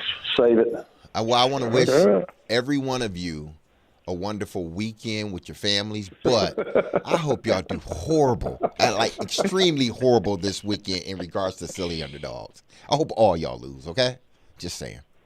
Well, thank you, Derek. We appreciate it. Appreciate it. Kelly, Chris, who you got tomorrow? We got Hensworth. We play Good luck. tomorrow. Good luck, man. Alfred, you coming to the game? I might actually come tomorrow. Not really. He's lying. I said no, not really. Derek won't, but I might. Hey, tell us how you really feel. Chase may come. You know what? If I can, I may come. It all You depends ain't on. coming, It all man. depends on how the weather is. If it's cold, I It's ain't gonna coming. be 70 degrees. If it's below 40, I ain't coming. No, If it's Derek below does 40, I ain't not coming. like the cold. Oh no, me and the cold ain't best friends. No, He does not like the cold. I divorced the cold a long time ago. Yeah, the Michigan native doesn't like the cold. Nope. That's why he's still here. Well, good luck, Coach Sanders. Appreciate you. Love Thanks, you guys. guys. Yep. Appreciate All it. right, appreciate it. All right, coming up next, we'll continue to break down Titans at Buccaneers. We will get into D-Mace's film study. Coming up next here on Caroline, Willy, D-Mase. We are brought to you by Zen Sports. Start earning cash rewards on your bets today. Gambling problem? Call 1-800-889-9789. Terms and conditions apply. Must be 21 or older and in Tennessee to bet. He breaks down every game. The players are still going to be fine. And knows the ins and outs of the two-tone blue. They deal with their own position coaches. He is ESPN NFL Nation Titans reporter Teron Davenport. It's clear what he's doing. TD joins every Monday at 1, Thursdays at 3, Friday mornings at 8, and anytime on the Talkin' with TD podcast. I think that's really cool how he could show both sides. TD is on 102.5 and 106.3 The Game and the Game Nashville app. When the festive bells ring and everyone gathers round, make sure your home's ready for it. From flickering lights to chilly nights to busted pipes, Lee Company is here to help. Heating, air conditioning, plumbing, electrical, or any fix-up you need, we've got the experts ready. Head over to leecompany.com. That's leecompany.com. Remember, Lee Company, all you need, so you can enjoy the holidays worry-free. When getting the job done right is job one, you need construction equipment that's built right. From compact track loaders to the world's #1 selling compact excavator, the Kubota construction lineup features durable Kubota engines, more comfort, and the versatility to do it all and do it right. Visit your local Kubota dealer today. Go to KubotaUSA.com for full disclaimer. Visit Coleman Tractor, your local Kubota dealer in Clarksville, Nashville, Paris, and White House today. Need cash for the holidays or want to be credit card debt free for the new year? Call Loan Pronto today. Their Express Equity line of credit could get you $20, $50, $100,000 in as little as 5 days. Willy Donick here. Listen up. You've got a ton of equity in your home, and Loan Pronto can help turn that equity into cash to put it to use. You can access up to 95% of your home's value. Use the money to pay off all your credit cards or pay off personal loans. Start the home improvement project you've been looking for.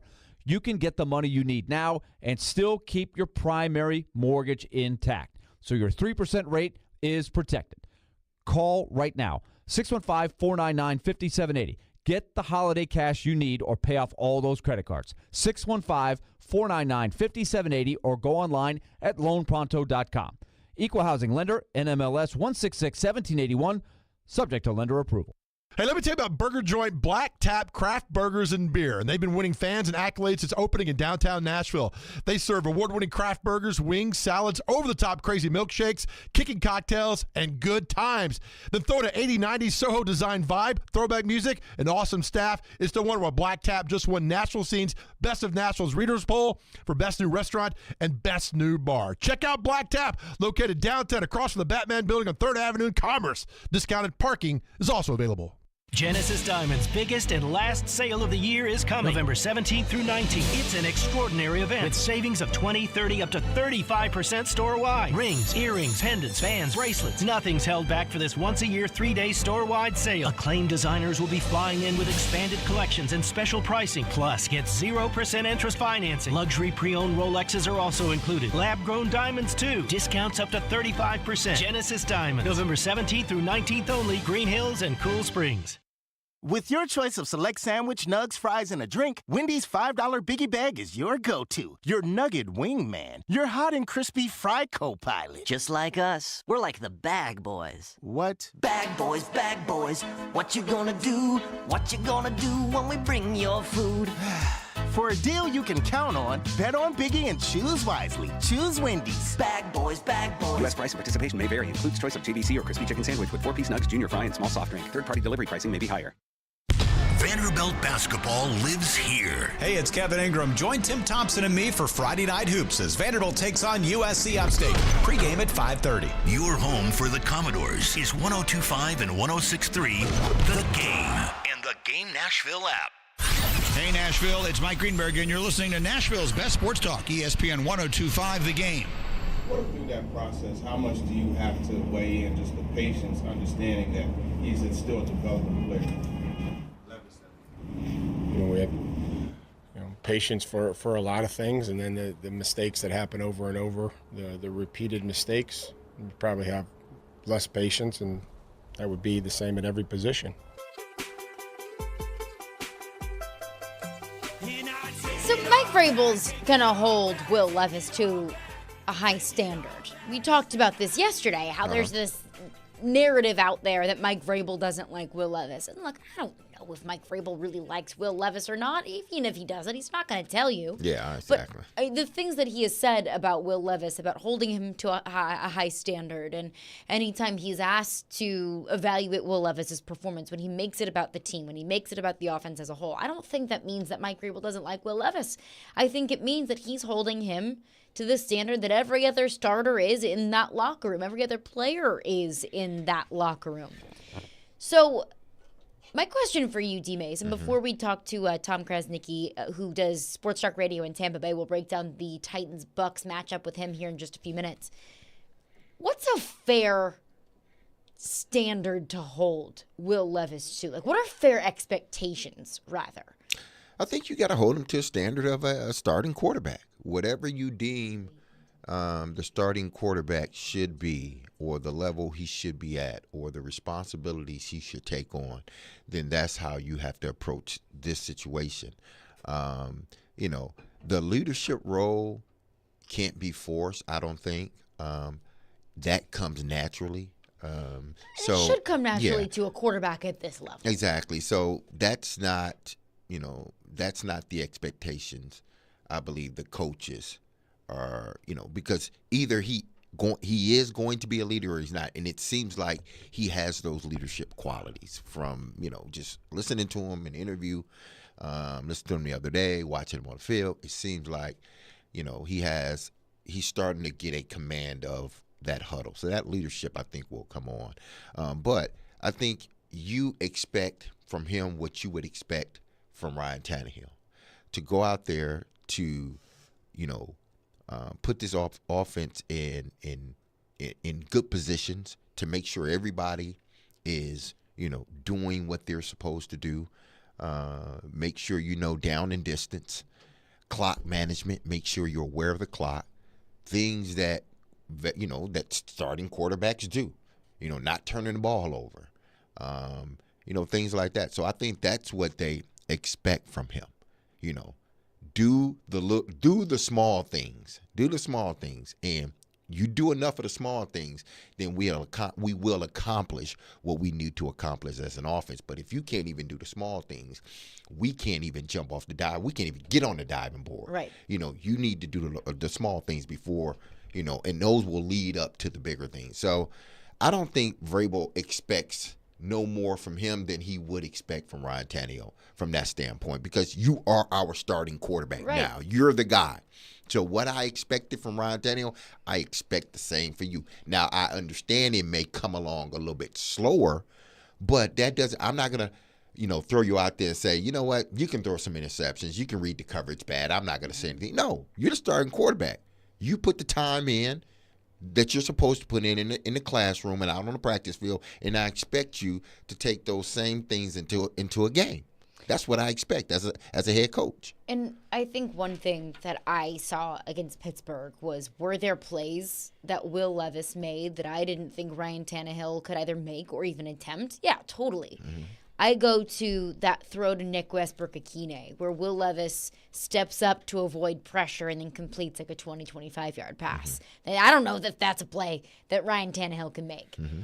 But that Pittsburgh game also didn't come without mistakes. Yeah.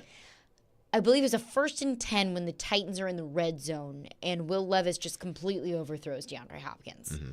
When there was who was wide open? Somebody was wide open right in front of him, then it would have been an easy touchdown. It was Kyle Phillips. Kyle Phillips was wide open. Yes. Thank you.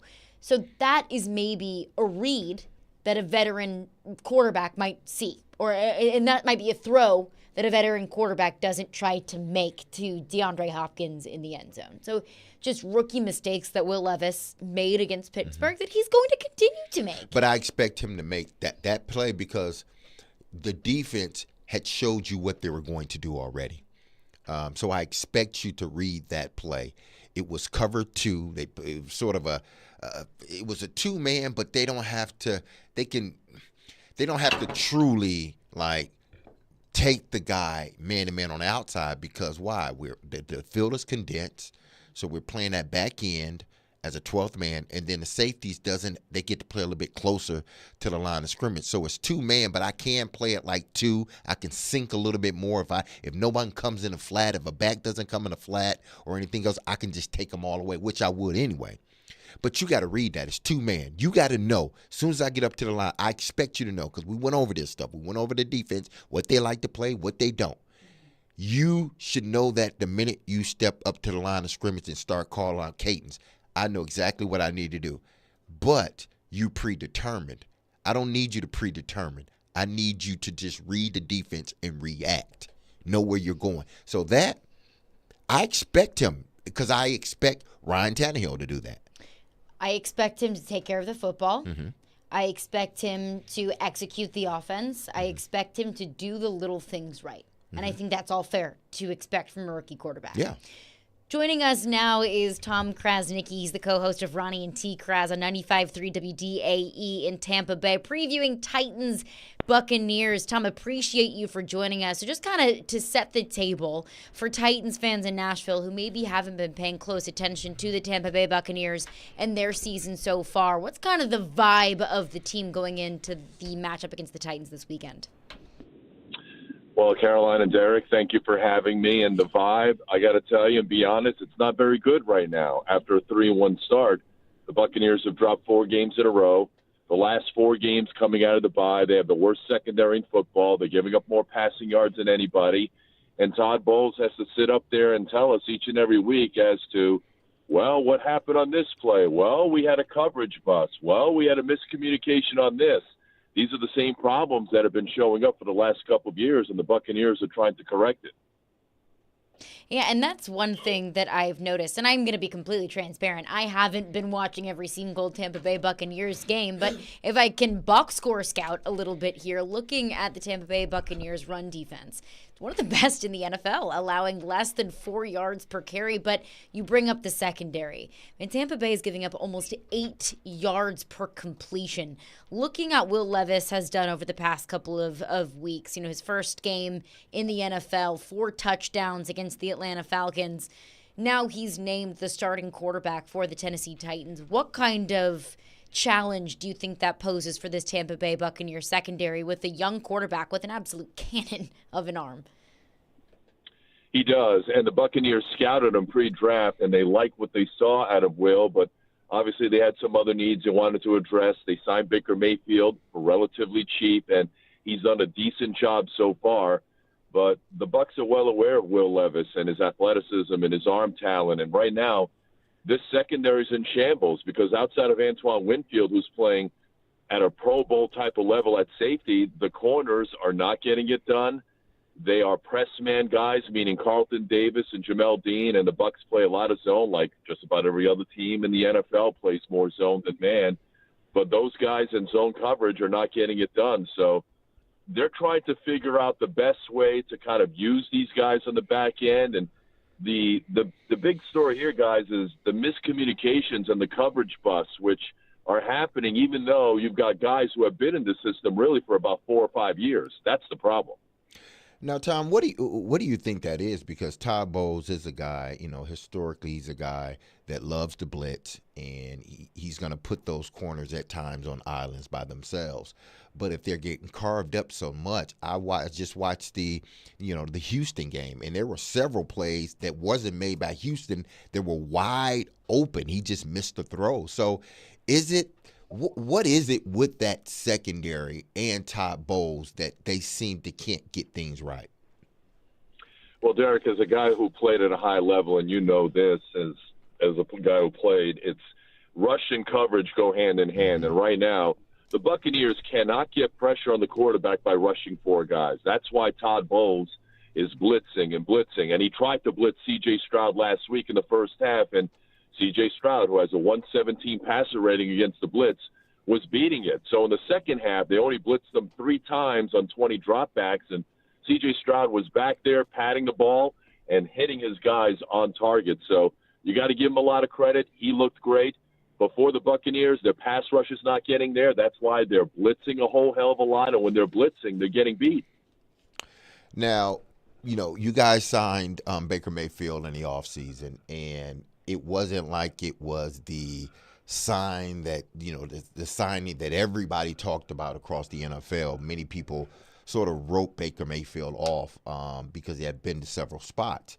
But it seems like he's gotten comfortable in the offense, and quietly he's having a really good year.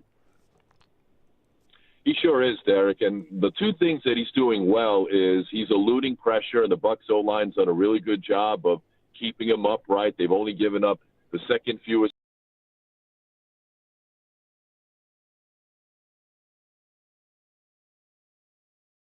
And he's got 2 really good receivers to throw to. Mike Evans on one side, Chris Godwin on the other. He's utilizing a second-year tight end named Cade Otton, who caught 2 touchdowns last week. Rashad White has been a good receiving back so far this season. As a pure runner, he's a work in progress, to put it mildly. But Baker's done a really good job of spreading the ball around, and more importantly, guys, he's not making the big mistake. He's not turning it over. Now, you look at their offense, and obviously the first thing you're going to look at is the quarterback, just about with every offense in the National Football League, because if you got a good quarterback, then more than likely your offense is going to follow suit. But I don't think, Evans gets talked about enough. This guy's been in the league, 10 years now? And every year he's had over 1,000 yards. He's been the most consistent and productive receiver in the National Football League. And it hurts me when people start naming top receivers in the league, and for some reason, they always leave him out. he is a top 3 receiver in my mind because of the consistency and the ability to go out there and make plays. 100%, Derek. And I've watched Mike grow when he got drafted. I've seen him grow into not just a great player, but a great man, both on and off the field. And he's selfless, too. He's not like, not to just point him out, but a Stephon Diggs who shows up Josh Allen on the sidelines. Mike has never done that. Mike is a selfless number 1 type of receiver. I mean, he doesn't show up his quarterback. He does a lot of the little things. And this year, it's probably going to be his 10th consecutive year at 1,000-yard receiving. And he's doing it at an opportune time because he is a free agent to be, and the Buccaneers have to figure out what they're going to do with him. Now, what is the consensus on Todd Bowles now? He's been there a few years. Yes, he went to the playoffs. They won a Super Bowl. But now, minus Tom Brady, this team seems to be struggling. What is he on a hot seat? What's going on down there in Tampa in regards to him? Because of the 4-game losing streak, Derek, the seat is getting warmer. And if the Bucs lose this week at home against another rookie quarterback, then they've got to go to San Francisco next week. So 3-5 will turn into 3-7 very quickly, and then that seat will get warmer and warmer and warmer. So he's up against it. He's got to be able to find a way to win a ball game. And the defense collapsing the way it has the last 4 weeks, that's on him because he's a defensive guy. He's still calling the signals defensively. He still doesn't have a firm grasp as to time management, when to use timeouts, when not to use timeouts. And there was a couple of situations last week where he didn't do that, certainly at the end of the first half. And then at the end of the game, he decided to, use a timeout instead of the 10-second runoff. So I think he's fighting it on a number of different angles. And honestly, I mean, I like Todd personally, but as a head coach, I just don't think he's got what it takes to be the CEO of a football team. I think he's a fine defensive coordinator, but as a head coach, I think he's fighting it. Interesting. And I want to go back to the Tampa Bay-Houston game last week. Tom Grzelnicki is with us. He did Sports Talk Radio in Tampa Bay covering the Tampa Bay Buccaneers. The best day offensively for Tampa Bay all season long. Now, granted, it came in a loss because C.J. Stroud looked like baby Tom Brady out there. But what did Tampa Bay figure out offensively last week? What did they do differently to find as much success as they did putting up 37 points on the road? Well, that's the thing, because prior to last week, guys, the offense was really, really struggling. They were really struggling to get to 20 points, and they put up 37 last week, and they still lost. So they can't run the ball. They're like the worst team in the NFL in running the football. Everybody knows that. And they've got a first-time play caller, Dave Canales, as their offensive coordinator. And, he has not called plays on the college or NFL level until he got this job. So he's learning on the job, just like a rookie right guard in Cody Mauch out of North Dakota State. He played tackle in North Dakota State. The Buccaneers have him at right guard, and there's been some growing pains there. That guy's learning on the job as well. So prior to last week, guys, the offense was really struggling. And when the offense was struggling early in the season, the defense was actually carrying the load. Now, guess what? The roles have changed because the last couple of weeks, the defense has been bad. The offense was good last week. They have yet to put together a true complementary football type of game.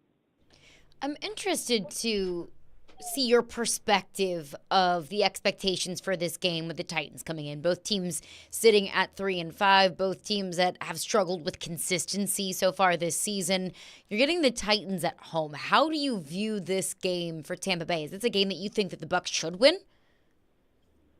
I don't think I can say that based on what I've seen over the last month, guys, because I think the confidence level is not great. They've dropped 4 in a row. There are all sorts of problems defensively. Derek, I think you can get 100 yards on this defense right now the way they're going defensively, because there is just a lot of holes in that back end, and they can't get pressure on the quarterback. So I don't think the Buccaneers can take anybody lightly, let alone the Titans this week with a rookie quarterback who has shown so far in 2 starts that whatever it is, it looks like Will Levis has it. So it's certainly going to be an interesting one this weekend, because this is a game that the Titans can absolutely win. And the one guy, if I'm the Bucs, and I know they've done well in this area, the one guy that would scare me if I'm the Bucs is Derrick Henry. because even though the Bucs have done well against the run, that's a guy where he will grind you down. It's going to be a very warm day in Tampa on Sunday, temperatures in the mid-80s, and when you get into that third and fourth quarter and you've seen that guy just grind at you, I think the last thing a linebacker or a defensive back wants to see is Derrick Henry running at him full speed in that fourth quarter. So I expect the Titans to run him and run him into the ground on Sunday, and that's the one guy that I'm fearful of, because when he gets to the second level, I mean, look out. He has a chance to, take it the distance, and the Bucs are well aware of that. Now, Tom, that's what I was going to ask you about the Derrick Henry effect on the Tampa Bay Buccaneers, because they have been so poor in the secondary with the young quarterback. Do you think they try to put, even though they want to stop the run, they try to put some emphasis on not letting the young quarterback get going? I know first and foremost you got to stop Derrick Henry, but it seems as if, from what I've watched, the secondary, you talked about it, this secondary is bad, and you can't allow a young quarterback to build up any confidence early on in the game. Without question, Derek, and to your point, Derrick Henry faced the stacked box last week, I think 35% of the time, and that's exactly what the Buccaneers are going to do. They don't want to get him going. They're going to make the rookie quarterback try and beat them. So Vita Vea has been a really big spot for the Buccaneers. I mean, their run defense and their entire defense revolves around number 50, because at 345 to 350 pounds, he can push the pocket. He's a great run defender. You can't block him with one guy. It takes two guys to block him, and that opens up, Kalijah Kancey and Shaq Barrett on the outside, and Levante David and Devin White. So I think Vita Vea is the most important player defensively for the Buccaneers, and everything they do defensively stems on him carrying blockers and taking up blockers, and he's going to have to do the same on Sunday, because Derrick Henry's got to be the first priority. Yeah, with this struggling Titans offensive line, I think we're all a little bit scared about what Vita Vea can do. But Tom Krasnicki does Sports Talk Radio in Tampa Bay, covering the Tampa Bay Buccaneers. Tom, appreciate your time. Enjoy the game this weekend. My pleasure, guys. Thank you. Thanks. Yep. Have a good one. Enjoy your weekend. All right, let's break it down. Coming up next, D-Mase went into the film room, watched some Tampa Bay tape, his biggest takeaways, and what the Titans need to do to get a victory on Sunday. We'll get into that coming up next. Caroline, Willy, D-Mase. Tune in to 94.9 The Fan this Saturday for Vanderbilt football. The Commodores will kick off at 11 a.m. on the road against South Carolina, with pregame beginning at 9:30 a.m. Coverage is also available on the 94.9 The Fan app and at 949thefan.com.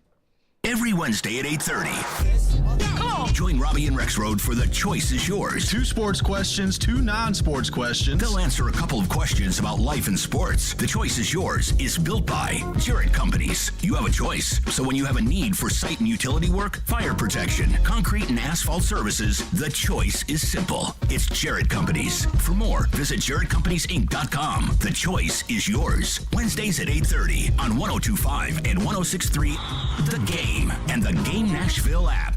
It's the Electronic Express Black Friday Savings Marathon. Every Sunday means hot new deals. Get the gifts you want and save up to 50% throughout the entire store. Get the Samsung 75-inch 4K TV, only $649, plus other hot deals. At Electronic Express, dream big, pay small with up to 36 months free financing on items like a Samsung French door refrigerator, only $13.99, or an Acer laptop, now only $199. Shop the Black Friday Savings Marathon at Electronic Express. We make it happen. My foster parents didn't just teach me to fish. They taught me that persistence and patience pay off. They didn't just teach me to bake the perfect birthday cake. They also taught me to measure and meet my own potential. They didn't just teach me to garden. They taught me to plant seeds and watch them grow. And they didn't just teach me to walk. They taught me to stand on my own 2 feet. Foster a child and change their future. Visit youthvillages.org/foster. Hey, it's Jared from my friends at Hiller. It's getting colder quickly, and a lot of you are probably firing up the heater for the first time this season.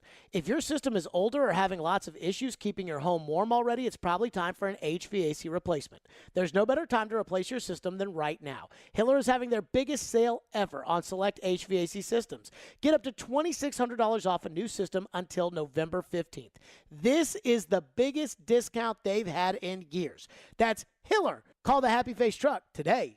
Calling all sweet tooths. Head to Nashville Toffee Company, a place where rich, chocolatey daydreams are created from a secret family recipe generations in the making. Their toffees and candies are handcrafted in Nashville using all natural, kosher-certified ingredients. Sweet creamery butter, pure cane sugar, premium roasted nuts, deep rich chocolate, and sea salt. Visit NashvilleToffeeCompany.com or drop by their headquarters on Air Lane Drive for a positively hassle-free shopping experience. Whether you're buying for 1 or 100, Nashville Toffee Company is here to make your holiday gift giving easy. Come try Calabria Brick Oven Pizzeria. Their pizza is cooked to perfection, but that's not all they're known for. Try one of their delicious appetizers, salads, fresh calzones, and they have a full bar and dessert. Calabria has been a Mount Juliet staple for 7 years now and has a new location in the heart of Goodlettsville off Long Hollow Pike. Come join the family at Calabria. After all, life's too short to eat bad pizza. Nashville's radio version of The Odd Couple. You would trade for the third pick? Yeah, I don't know that I would do that. Robbie Stanley and Joe Rexrode are Robbie and Rexrode. I'm here for the discussion. I'm not. It's a good one. It's absurd. Robbie and Rexrode. Mornings from 6 to 9. Win the games. When they get in the playoff, they'll have a chance to. Presented by TJ Anderson Homes of Benchmark Realty on 102.5 and 106.3 The Game and the Game Nashville app. Having some fun in the midday. Yeah, that's awesome. This is Caroline, Willy, and D-Mase on 102.5 and 106.3 The Game and the Game Nashville app. What's working for Baker Mayfield down there? Really protecting the ball well this year, been pretty efficient.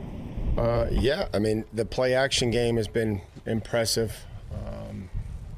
Their ability to mix different protections with that play action pass game, mix different concepts, the shots, the two-man concepts, the overs.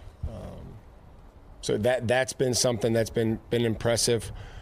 He's been able to avoid pressure in the pocket when it has been there. He's been able to keep the play alive, to either scramble for a first down or be able to extend the play and throw. So, that's the thing. It's when there has been some pressure, which their O-line has done a nice job, only allowing 13 sacks. Baker does a great job of ducking underneath guys or kind of slipping out of there. So give him a lot of credit for that. And, they've protected well. That was Mike Vrabel on defending Baker Mayfield, and that is the challenge that the Titans defense has this weekend. You can also tune into 93.3 Classic Hits this Saturday for MTSU football. The Blue Raiders will kick off at 2:30 p.m. at home against FIU. Pregame beginning at 1:30 p.m. Coverage also available on the 93.3 Classic app and at 93.3classichits.com. So you heard it, Mike Vrabel's evaluation of Baker Mayfield. And when the Bucs brought in Baker Mayfield this offseason, I didn't really think it was going to be anything special, D-Mase. This Bucs team has struggled. The offense has struggled. But I don't think it's because of Baker Mayfield. What have you seen from this Bucs offense? What's the root of why it's struggled so much? It's you can't quite put your finger on it because typically when a team struggles, you look at first you look at the quarterback. Well, we can check the box. Baker Mayfield is playing pretty good. You can't blame him, for where you're at as a team. Now, listen, I didn't watch all 8 games, but I watched enough games to say this is not a Baker Mayfield deal where it was in Cleveland or in other places where you looked at Baker first and that's where the problem started. It's not that way, at least from my viewpoint. It's not that way with the Tampa Bay Buccaneers. Then you look at the offensive line. They have 2 of the best young tackles in the game, Godak and Wirfs, Central Michigan and Iowa. First-round pick. Exactly. Tristan Wirfs. So they have 2 tackles that are pretty good. Their interior is solid. It's not great. It's solid. So you look at the offensive line and you say, well, that's not the problem. Then you look at the receivers. Now, Godwin, He has been sort of injured at times, but he's solid. He's another solid player. You look at it, Mike Evans. He's a really, really good player. He's the number one option in your offense. The young tight end, he's playing well. So you look at this team and you're like, running back White, he's, like Tom said, he does really good things in the pass game. He's still learning how to run in the NFL. He shows some patient moments, and he shows some moments that he's not as patient. Their run game stinks. Yeah, it's not a good running game, but I think that may be the problem because people don't, respect the running game enough that they can now play the front, evenly across. They don't have to blitz or bring that safety down to stop their run. They can do it with the front seven. Mm-hmm. So I'm trying to figure out, is it the play calling? Is it Baker? Is it the offensive lines, the receivers? The back's young, so okay, you can kind of put a little bit on the back because the running game's not going. But this is a team, to me, from an offensive standpoint, if you're just basing it on what they've been able to do, I mean, this is a good team. It's not a great team. It's a good team. The passing game goes through Mike Evans. Godwin is the middle of the field from your 5 to your 15 yards. That's where he gets a lot of his work done, is in the middle of the field, and Baker loves it. Evans is the guy on the outside, big body guy. I didn't realize he was 6'5". He's huge. Yeah, big body guy. He's physical. This is going to be interesting because he and DeAndre Hopkins sort of play the same. They use their physicality. They use their arms. They push off. They do all this stuff to get a little separation when it's close. Not burners. Yeah, they're not burners. Even though Evans has gotten down the field, but he's not the guy that you think, oh, he's going to outrun everybody. No, he positions himself sort of like D-Hop. So it's going to be interesting to see how they call this game, because if they call it one way, then both of those receivers are going to be in for the long day, D-Hop and Evans, because they like to, use their body, push off a little bit to get a little separation. But if they allow these guys to play, both of these guys may have big days come Sunday. So the passing game goes through Evans. You look at other guys, whether it's White, Godwin, Otten, who's the young tight end. This team is capable of beating you if you allow them to. Baker does a good job. Tom said it. Baker does a good job escaping the pocket.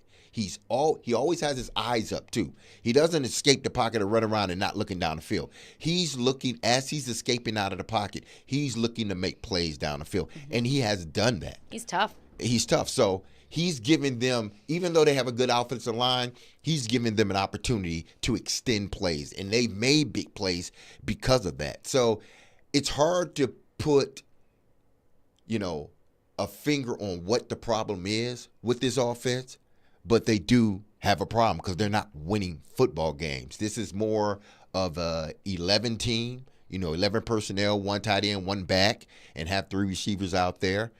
So this team is capable of getting down the field if you do not put pressure on Baker Mayfield. If you don't get to Baker Mayfield, he's going to make you pay because, again, he has 12 touchdowns and only 44 interceptions. He's completing over 60% of his passes. This is a quarterback that is playing really well. You can't say that we're losing because of the quarterback. Now, everybody just assumes because of his track record that, he's the same Baker Mayfield. He's not the same Baker Mayfield. He's playing within the confines of that offense. Look, I think this is a game that the Titans should win. I'm not going to say they should win, but this is a game that it's going to be close, and they got to figure out how to win this game, how to win a close game. They got to figure that out. Game and how to win a game on the road, because it doesn't get any easier on the road. No, it doesn't. You go on the road at Jacksonville, on the road at Miami. Those aren't going to be easy games to win. And on the road in Houston, look, that looks a lot more difficult now than it may have looked in July or August. Well, here's the thing. When in this, because you look at Tampa's run game and you say, oh, it's not, it hasn't been the run game that I'm sure they want. You know, when they had Leonard Fournette, at least they can turn around and get the tough yardage when need be. They don't have Leonard Fournette anymore. But when the Titans ran up against Indianapolis run game was sort of, it was okay, but it wasn't what we saw that day. The Titans allowed the Indianapolis Colts to run wreck shop through their defensive line. They allowed Zach Moss to look like Le'Veon Bell. Absolutely. So you took a run game that was sleeping and you allowed them to wake up. Okay? You did that with them. You did it with Pittsburgh. A run game that was struggling, and all of a sudden, oh my goodness, Pittsburgh can run the football. An offense as a whole. Exactly. That looked awful. Baltimore Ravens, the same thing. You allow Baltimore to do some things running the football that they were not able to do prior to you playing them. So we say, or we look at it and based upon the numbers and everything else, this is not a good run game. Well, the Tennessee Titans defense isn't good stopping Not the a good run defense. So now you're going against a team that not only have two bona fide receivers and a really good young tight end, now because of your defensive front hasn't been playing well all season, you may give them the ability to run the football and gain confidence in Sunday's game. That's what I'm worried about. And that's a very fair concern because this defense was supposed to be winning games for the Titans. And now I'm not going to go as far as to say that they're losing games for the Titans, but I'm getting pretty darn close to say that they are actively hurting this football team. But I'm going to say that this team should beat Tampa Bay because this defense should be better. It might not be. I think that it should be. Should and is two different things. No, totally. But it should be. Yes. It should be. All right, we will take a quick football breather coming up next. Elliot Friedman of the 32 Thoughts podcast and of Sportsnet will join us.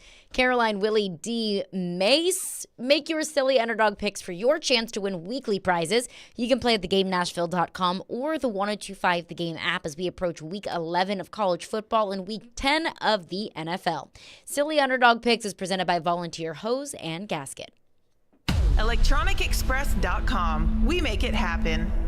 When the festive bells ring and everyone gathers round, make sure your home's ready for it. From flickering lights to chilly nights to busted pipes, Lee Company is here to help. Heating, air conditioning, plumbing, electrical, or any fix-up you need, we've got the experts ready. Head over to LeeCompany.com. That's LeeCompany.com. Remember, Lee Company, all you need, so you can enjoy the holidays worry-free. Teddy's Tavern, downtown's newest bar with an old Nashville feel, is conveniently located across the street from Bridgestone Arena and just blocks away from the pedestrian bridge. Get a taste of the new brunch menu to fuel your Titans Day pride on game day. Pre-game specials from 9 a.m. till kickoff when the Titans play at home include 2-for-1 draft beers, mimosas, and Bloody Marys. Teddy's Tavern is where you want to be before every Titans home game, so come downtown early and meet me at Teddy's. Hey Nashville, ready for a leap back in time this Veterans Day? Join the Kiwanis Club at Centennial Park for a World War I Remembrance Spectacular. Hear from Kem Hinton, Colonel Stephen Todd, and veteran advocate Jennifer O'Neill. We're gathered at the Mother Monument November 11th, 1 p.m. Experience history with a World War I camp reenactment by the 9th Kentucky Infantry. And yes, there will be food trucks. Honor, remember, and celebrate with us this Saturday, 1 p.m. The Kiwanis Club of Nashville, serving our community since 1916. Actor Portrayal, based on a real patient experience. I'm Mike. I'm a husband, proud father of 2, work my butt off 6 days a week, some nights too. When my family or my company needs me to make it happen, I make it happen. But a few months ago, I started having trouble making it happen, in the bedroom. I tried some pills online, but they didn't work. Honestly, I thought about throwing in the towel on my sex life, but I'm not that old. I still want to enjoy intimacy with my wife. Like that poet said, I don't want to just go gently into that good night. So I went to the Tennessee Men's Clinic in Franklin. Got some lab work done, was prescribed some meds, and wow, it made it happen. I can't say enough about them. Their providers took care of me, followed up, and made sure I had a treatment plan that actually works. It's awesome. If I were you and you're like me, I'd give them a call today, 615-208-9090, or go to TennesseeMen'sClinic.com. If you're like most guys, they'll make it happen for you too. Visit our website to learn more, including side effects, treatments extra. Results vary.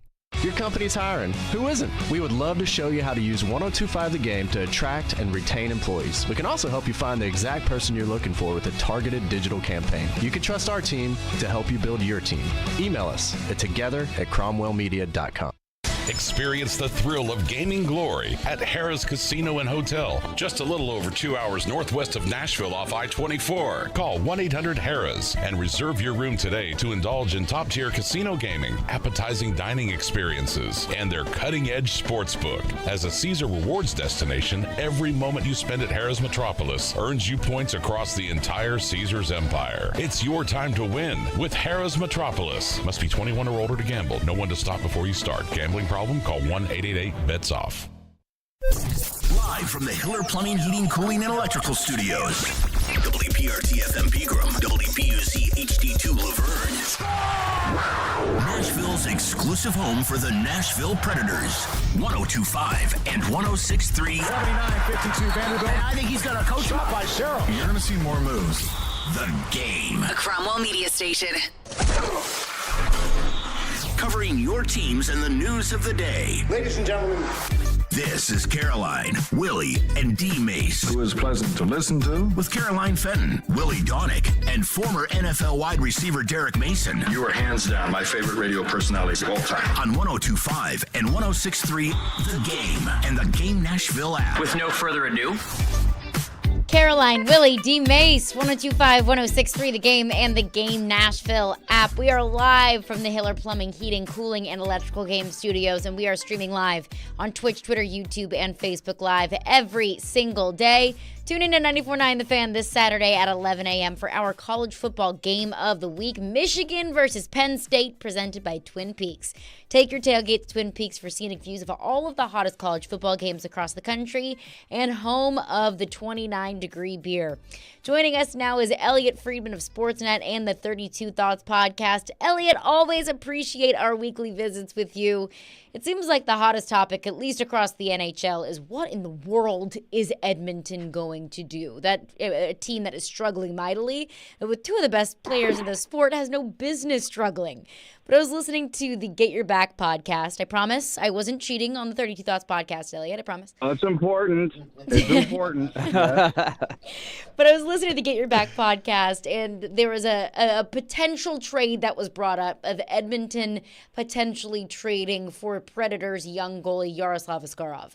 I know last week when we were talking, you said you hadn't heard of any trades on the horizon, but do you think that that could be a potential move that the Predators would be willing to make? Look, I think this.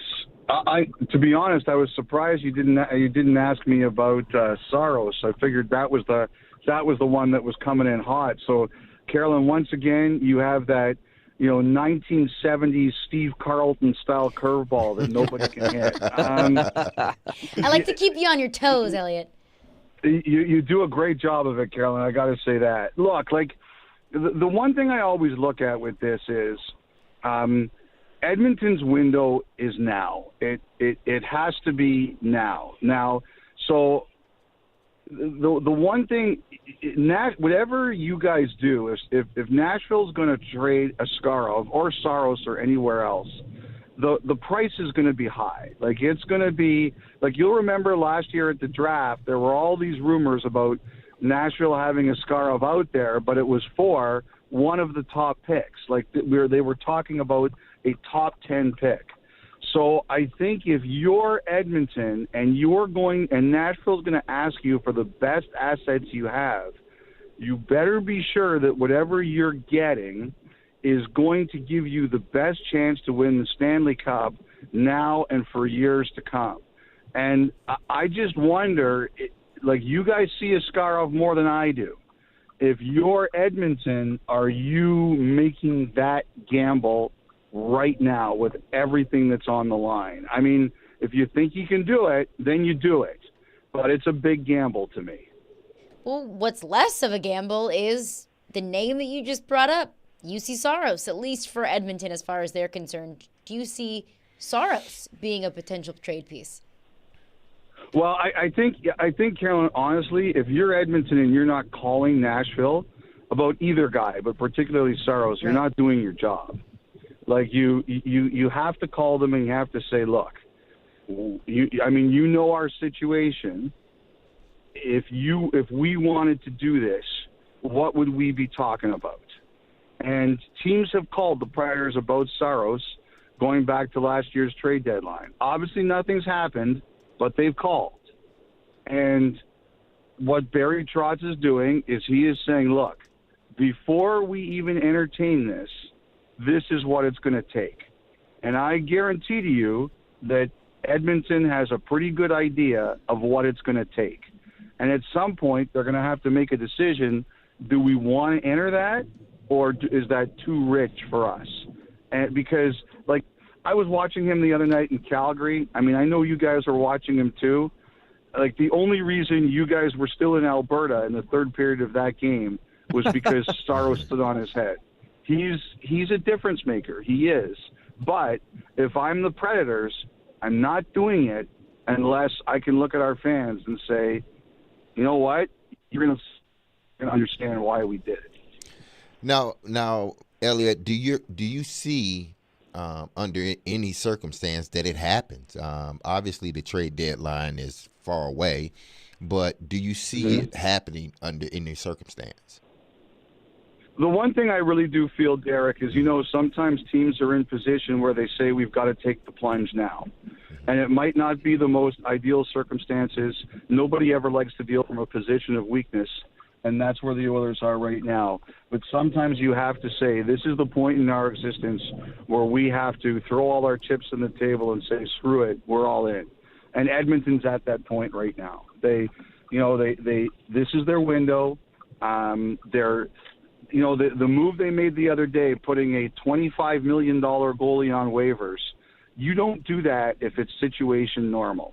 You do that because you know that you're at a point in your existence where this is the kind of thing you have to do. So, Derek, what percentage would I put on it happening? I don't know that. But I don't think it's impossible that Edmonton is sitting there right now thinking, this is the price on goalie A, this is the price on goalie B, this is the price on goalie C. What do we want to pay? And I would think Saros would be one of those goalies. Now, a guy that I want to ask you about, and I asked Willy about him earlier in the week, Roman Josi, and what he's been able to do as of late. Started off a little slow in this new offense, but it seems like over the last 5 or 6 games, he sort of picked everything up. He scored his first goal a couple of games ago, and it seems after that he started to – it seems like now he's getting settled into his new role. How do you see it? Well, the one thing I think is this, like, Derek, like, I never worry about Roman Josi. I'm sure he was worried about it. I'm sure he was tired of being asked about it. Like, nobody wants to have that bagel next to your name, especially if you're a scorer, a really elite offensive player as he is. But I never worry about him. I always assume it's going to come, and I always assume he's going to figure it out. There's no question that Josi, that Brunette is trying some new things. I think Josi has a lot more freedom than the average player would have. But again, like every time that a team plays Nashville, he's the guy that everyone's trying to stop. So I see that, Derek, as just a slump more than I see it as anything to be worried about. We'll talk with Elliot Friedman, 32 Thoughts Podcast.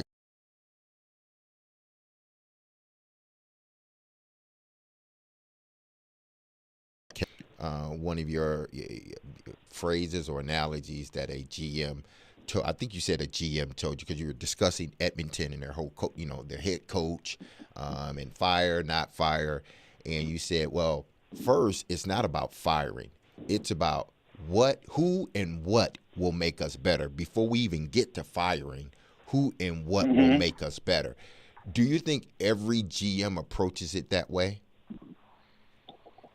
First of all, Derek, you have to Venmo me $50 for stealing one of my sayings. No problem at all. I honestly think this, Derek. I think they try to. Mm-hmm. I really do think, but it's like my grandmother always had a saying, which I love. She always said, "You plan, God laughs." Mm-hmm. And I think you always try to. But sometimes I think you get boxed into corners where, you say, geez, I have to do something here. And maybe this is what I'd like to do, but this is what I have to do. Like, I remember when Brian Burke was general manager of the Toronto Maple Leafs, they had a stretch where Ron Wilson was the coach and it was just going terrible. And Berkey kept on telling me, I'm not firing him. I'm not firing him. I'm not doing it. And then one night they were losing at home and the crowd started going, fire Wilson. There was a very loud and long fire Wilson chant. And Berkey just said, he saw it wasn't turning around. He said he saw the toll it was taking on Wilson, and he just said, you know what, that's enough. Now, it turned out he had somebody that he could bring in, and that was Randy Carlyle, who he won a Stanley Cup with in Anaheim. But that was one situation that I do remember where I know he didn't want to do it, but the fan reaction it made him say that's enough. We're talking to Elliot Friedman from 32 Thoughts. And Elliot, I'm really curious. It's been interesting perspective for me being up here in Canada on this long trip and watching all the coverage of the Oilers and even the Maple Leafs, who have had some ups and downs, the Senators, some really intriguing stories here. But I'm curious, too, with the whole trade thing for Edmonton. What does Edmonton really have to trade? They've been in the win now mode for a while. I don't think they have a deep prospect pool, but maybe you can help me on that. And I know they wouldn't want to trade somebody who's a regular player off their roster right now because it's kind of a top-heavy roster as it is. So, what would a trade talk start with if they're trying to shop around for a goalie? Well, I think that, first of all, they still have their first-rounder this year. They have some first-round picks coming up, so you can start with that. They have, they have a couple. They have a young defenseman named Philip Broberg, who was their 70th at the start of the year. He wasn't playing. They sent him to the American Hockey League. Their team is in Bakersfield, California. They sent him down there to play. He's a talented kid who's, at the point where he's going to need an opportunity. So I think I think that he would be the name you'd hear, or a couple of or picks. I think those are the kinds of guys that you would hear as part of it. Now, the other thing too is they probably would have to trade not one of their top players, but another player, whether a depth defenseman or a depth forward, because a lot of these goalies we're talking about, Saros' number, Binnington's been rumored he makes $6 million. I don't even know if that's even possible. Other goalies are in the $4 million range. Edmonton, like a lot of teams, is right tight at the cap. You guys are in a uniquely good position around the league. So I think it would probably take a Broberg, a first-round pick or two, or a situation, and probably a depth forward or defenseman, simply because of the cap machinations. A couple of interesting Predators issues to ask you about, Elliot, with your outside perspective here. One of them is, Phil Tomasino looks like he's going to be back in there tonight, but Andrew Burnett's been looking at a lot of the young prospects, and a couple of them are doing well, like Luke Evangelista's looking good right now. Somebody like a Yuso Parson has been a little bit up and down, and Tomasino's had trouble getting the lineup. So I'm just curious, that process. I think we knew, being realistic, that not everybody was going to blossom. But what are you hearing about, say Tomasino in particular? Because it seems like Barry Trotz, he was talking on our station the other day about the process of trying to figure out when is it time to send a guy down to get his confidence back, or how does a guy earn more ice time? Well, I think the one thing that I always believe is that you have to put people in position to succeed. And I think that Barry Trotz and Andrew Burnett talk about that a lot. What is the best possible situation to put a player in position to succeed? I actually have been watching Parson a little bit lately because, we had a chance to talk to him overseas. So I've been kind of following him a bit. And, it's clear to me that, when he's up in the lineup, he's a more effective player than when he's down in the lineup. Now, some of that I think is on him. You have to find a way to be effective no matter where you are. But I think it is pretty normal that players are going to play better if they're surrounded by better players.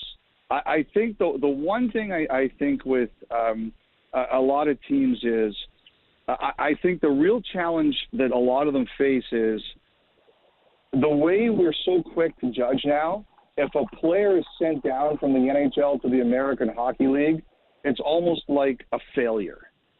And that is something I fight at so much, but it's not an easy one to win because, fans see you as a failure. You feel you're like a failure.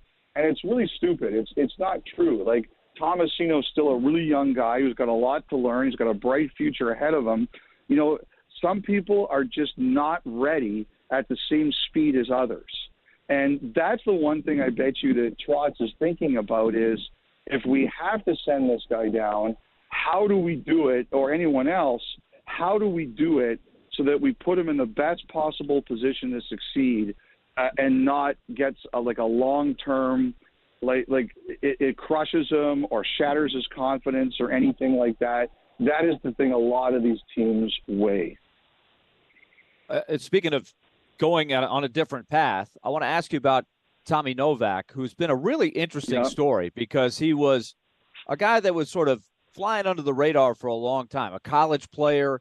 It went, very patiently and I think methodically started to put more and more points and production on the board for the Admirals, but he was hardly a ballyhole prospect. And then lo and behold, here he is at age 26. If you go back to the end of last year, he's averaged a point per game for about a half a season now, 42 games. Yes. And yes. He's a UFA at the end of the year, which is a really interesting one. So I know there's a mutual interest to try to get that next contract. But I was thinking to myself around the league, there aren't too many guys that have that resume that Tommy Novak does. So how do you try to come up with a new deal?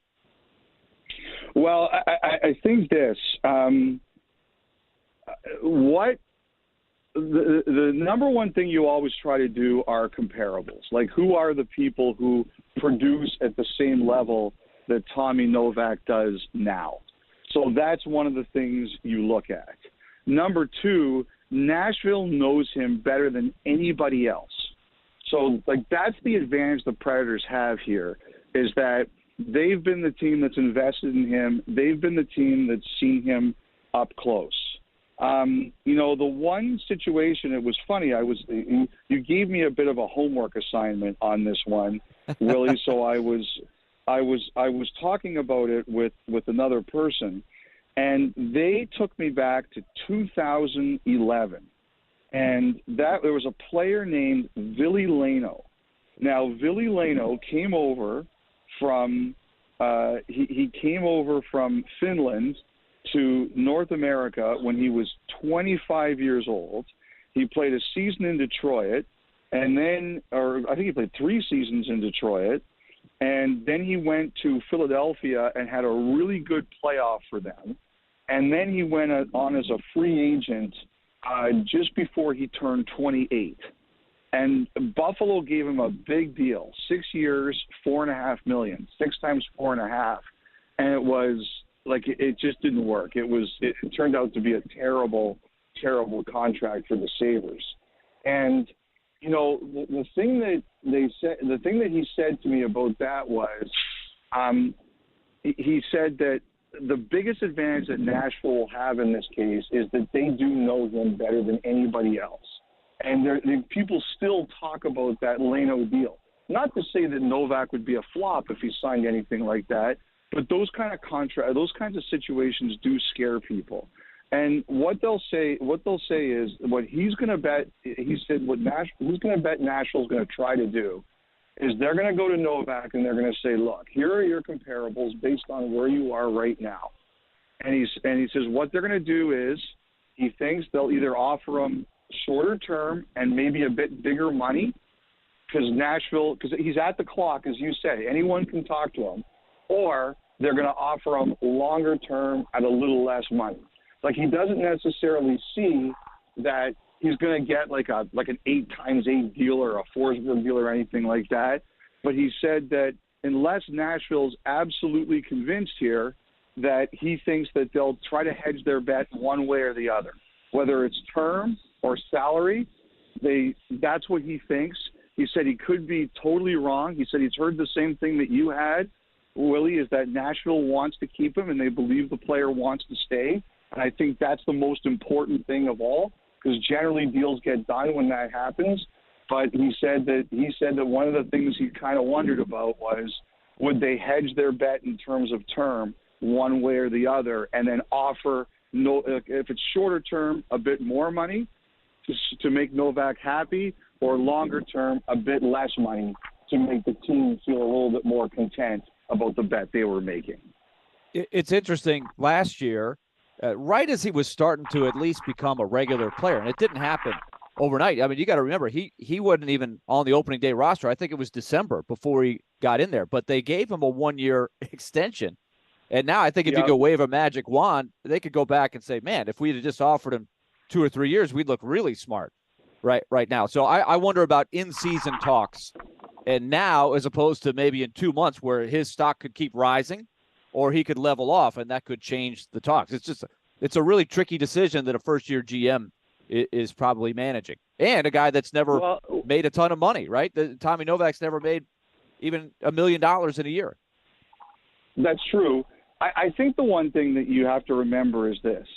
I don't think Nashville's going to be afraid here one way or the other, because they know the guy. Like they're making – no team here can make a better evaluation of Tommy Novak than the Predators can.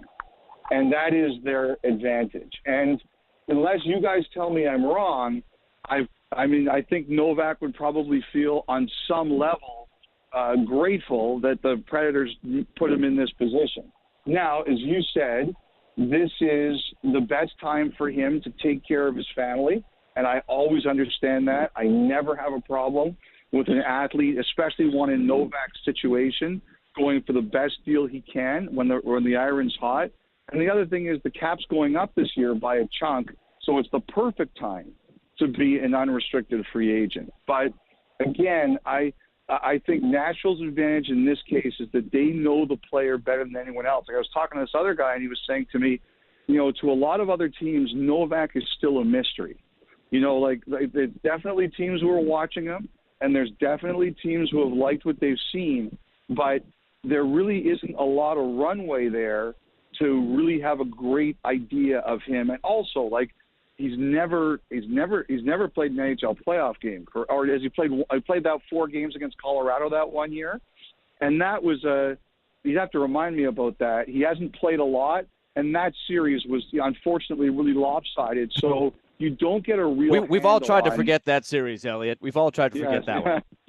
Yeah, that didn't go well. So you don't really have a handle on, those kinds of games. What kind of resume is there? Right. Elliot Friedman, Sportsnet, and the 32 Thoughts podcast. Elliot, we appreciate you as always. We'll chat next week. All right, guys. Have a great weekend. Appreciate it, you too. Elliot Friedman, he is the very best. Coming up next, we'll get into what we just broke down with Elliot. Potential trade rumors. How realistic does Willy think they are? We'll get into that coming up next. Caroline, Willy, D-Mase. We are brought to you by Zen Sports. Start earning cash rewards on your bets today. Gambling problem? Call 1-800-889-9789. Terms and conditions apply. Must be 21 or older and in Tennessee to bet. The Predators' 11-day road trip ends tonight with game number 5 in Winnipeg against the Jets. Puck drop at 7 here on 102.5 and 106.3 The Game, with Hal Gill and I calling the action. Chase McCabe hosts pregame at 6. Your home for Smashville is 102.5 and 106.3 The Game and the Game Nashville app. Hey, as we know, the holidays are coming up right around the corner. Can't wait for it. And at the same time, you might be thinking ahead if you're smart financially. You don't want to sit there and bog your holidays down talking about money all the time. But if you're looking ahead to 2024 and you're looking for a sound way to either pay off some bills, get yourself in a better financial position, or even start a home improvement project, Loan Pronto has the tool to help you. That's the Express Equity Line of Credit program. You can get $20,000, $50,000, $100,000 in as little as 5 days from your home's equity. And most importantly, you can still keep your primary mortgage intact. So that's what you want to do long term. And with that cash, you can address the needs. For the holidays, pay off a credit card bill, a personal loan, a car loan, something like that, or whatever you need that money for. Get that holiday cash you need or pay off all those credit cards before the new year. Loan Pronto is available with a phone call. 615-499-5780. That's 615-499-5780. Or go to loanpronto.com. Equal housing lender, NMLS 166-1781, subject to lender approval. At Mercedes-Benz of Music City, a healthy and productive culture takes a day-to-day discipline. Here's Sam Cavett, General Manager, with a few thoughts. Mercedes-Benz has its standard, and we have Dream Motor Group standards. They're definitely on the same level, but I feel like we challenge ourselves at least as much as Mercedes-Benz challenges us. It's a genuine motivation to take care of customers, and we see it in the customer reviews. Live the dream at Mercedes-Benz of Music City, mbofmc.com. When Genesis Diamonds has a sale, you know it's the real deal. And it's happening November 17th through 19th. Our final store-wide sale of the year with deep discounts up to 35% off. This is the big one. The one where they break all the rules. Plus, Genesis selection is nearly double. With designers flying in their entire collections. All on sale. This is the last and best jewelry buying opportunity of the year. Luxury pre-owned Rolexes included. Lab-grown diamonds on sale too. Save up to 35% and get zero interest financing. November 17th through 19th at Genesis Diamonds, Green Hills, and Cool Springs. Predators fans, Brewhouse South in Cool Springs, Brewhouse Highway 100 in Bellevue, and Brewhouse West on Charlotte Avenue is your home for hockey action all season long. They are Predators approved and all the games are on, and they'll even give you the sound. Get awesome game day drink specials on Blue Note Bourbon and Black Abbey Beer. When you think hockey, think Brewhouse South in Cool Springs, Brewhouse Highway 100 in Bellevue, or Brewhouse West on Charlotte Avenue. Go Preds! Jim Gaffigan here with some more Straight Talk. Now you can get a Walmart Plus membership, plus not pay for it, because it's included with Straight Talk wireless plans. You get free delivery with Walmart Plus, plus a Paramount Plus subscription included. Plus, you pay less for gas. That's a lot of pluses. Only Straight Talk gives you unlimited 5G data and Walmart Plus included on select plans for free. Straight Talk wireless, available at Walmart. Requires service on Gold or Platinum Unlimited. One offer per eligible account. Paramount Plus Essential Plan only. Separate registration required. Additional terms apply. Blue Raider football lives on 93.3 Classic Hits. Hey, it's Big Joe. Join Chip Walters and me as MTSU returns home to Floyd Stadium this Saturday.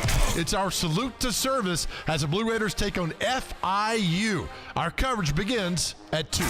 Your home for the Blue Raiders is 93.3 Classic Hits. Hey, this is Pete Weber. You're listening to Nashville's best sports talk. ESPN 102.5 The Game.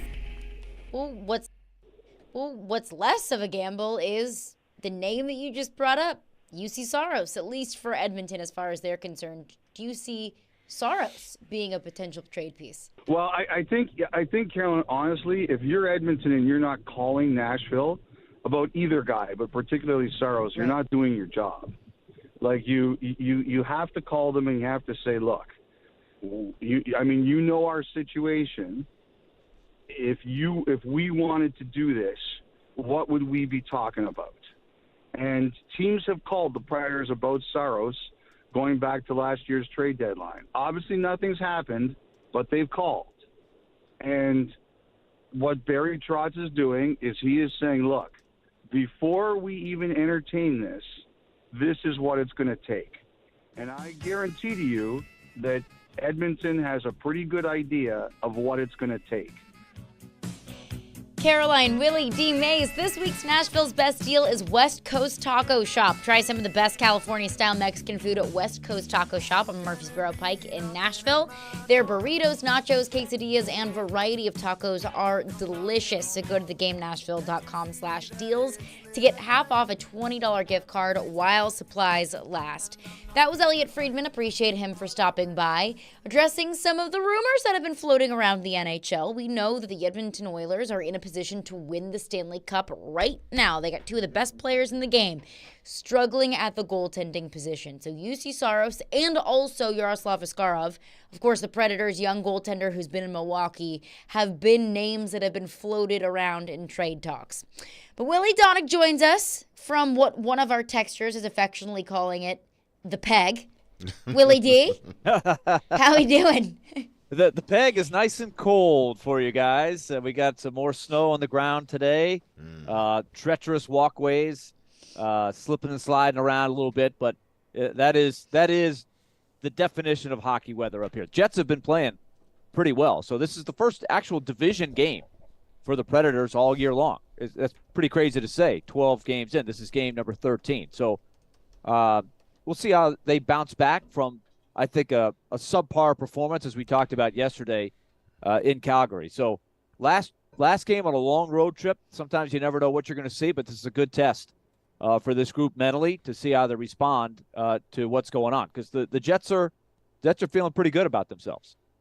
So I wanted to get into your thoughts about what we were talking about with Elliott, because from the Edmonton perspective, it makes complete sense. You're in a position to win right now. You need to upgrade your goaltender. And like Elliott Friedman said there, you're not doing your job if you don't at least pick up the phone and call around about players that could upgrade at that very position.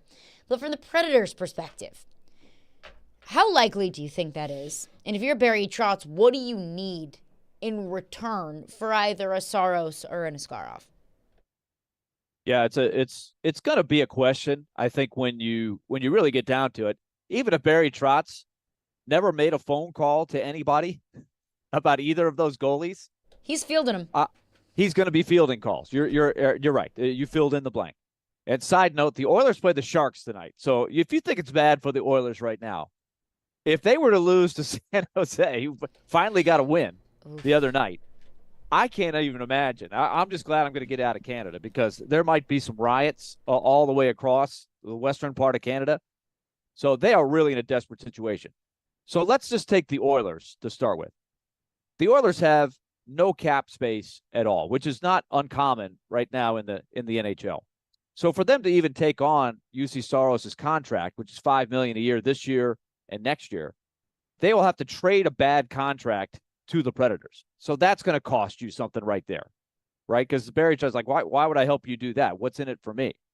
And as you heard Elliott say, they don't really have a deep list of prospects. Yeah, the first-round pick's nice, but that's a starter. You think I'm trading a franchise goalie for a first-round pick that's probably going to be a lower first-round pick? No, thanks. I mean, I've got to have a lot. And so I honestly, I just don't think the Oilers have a package that would be attractive to the Predators. Plus, I'm going to trade UC Saros to a team in the same conference. I don't think that's something I'm looking to do. I think if you're fielding calls for UC Saros, right, as D-Mase has been saying all along, right, you got to just knock me off my seat to be interested in that. And it's probably going to have to be somebody in the Eastern Conference. So I think we're far off, but I think it's just realistic. You're going to get teams that are kicking at the can. Does anything spark Barry Trotz's interest?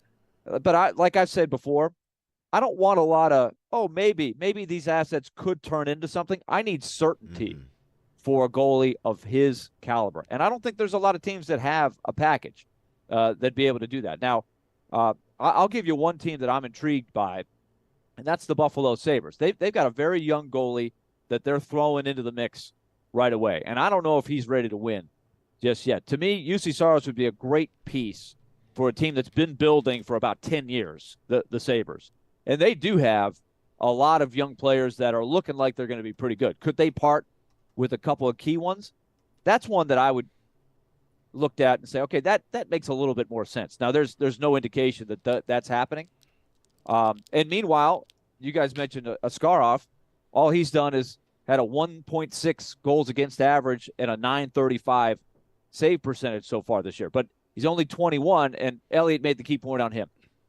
Is he ready to jump in and help a team win right now? Probably not. Somebody who's interested in him is probably a team that's looking for the goalie for the long term and not for this year necessarily. Now, Willie, with that being said, hypothetical, if indeed, say Edmonton, because it seems like they're the team that's in dire need of a goalie because of the players they have on their team, and seem, they're a team that is built to win, but the goalie is holding them back. So say if they offer something you can't refuse, what does that then say to the rest of the team? Because you're trading away. You're a team that's young. You do have your veteran leadership, but you're young, and now you're saying, okay, we're going to move away from our young goalie as well. What do you think it says to the team at that point? Yeah, on Saros specifically? Yes. Okay, yeah. I think people would then look at this transition that they're in right now and say, now we're in full rebuild mode. Mm-hmm. I think that's a fair thing, and that would be a big thing. And what I've always said about Saros, that I think my perspective might be a little different than somebody sitting in Edmonton or New York or Toronto would know, is that, the makeup of UC Saros, the work ethic. You heard Elliott say, who knows UC Saros more than the Predators do? Nobody. They've known him since he was 18. They know everything about him. He is a certainty. And so I'm okay paying the big money for the next contract because I know what kind of person and competitor UC Saros is. There's always risk involved, but if I'm going to take a risk and invest the next contract in him, I feel pretty good about that risk. Askarov is still a little bit of an unknown, right? He's not the finished product yet, even though his ceiling looks really, really high. So to answer your question, D-Mase, I think if UC Saros wants to be here, and remember, he's got a whole nother year on his contract next year. They don't have to do this year at all. It's attractive to a team because he's a pretty good bargain, a very good bargain at $5 million a year. But I think if UC Saros wants to stay with the Predators, that means a lot to me if I'm Barry Trotz. And I'm looking to find ways, how do I build around UC Saros? I think he's in that conversation. So that's all the more reason why. To make a trade offer that really makes any sense, you better back up the Briggs truck and you better load it up with a lot of assets. In the conversation surrounding Saros, whenever Barry Trotz talks about Saros, it's always glowingly, and it would have to, without, in fewer words, you have to blow us away. Now, I don't know if that is Barry Trotz speaking to 31 other general managers in the NHL. I don't know if that's genuinely how he feels. I think it's probably both. But Barry Trotz has already set the expectation, like you mentioned. If we want him, he wants to be here, we want him here. What more could you ask for? Yeah, and that's why, if somebody says, I'll give you, let's just take the offer that Elliott sort of put together. This kid Broberg, who is he's a young defenseman. He was a first-round pick. He hasn't done anything yet at the NHL level, and he's been sent back down to the AHL. So I would put that under the category of nice prospect, not a high-end prospect, a very uncertain future. And then you throw in a first-round pick.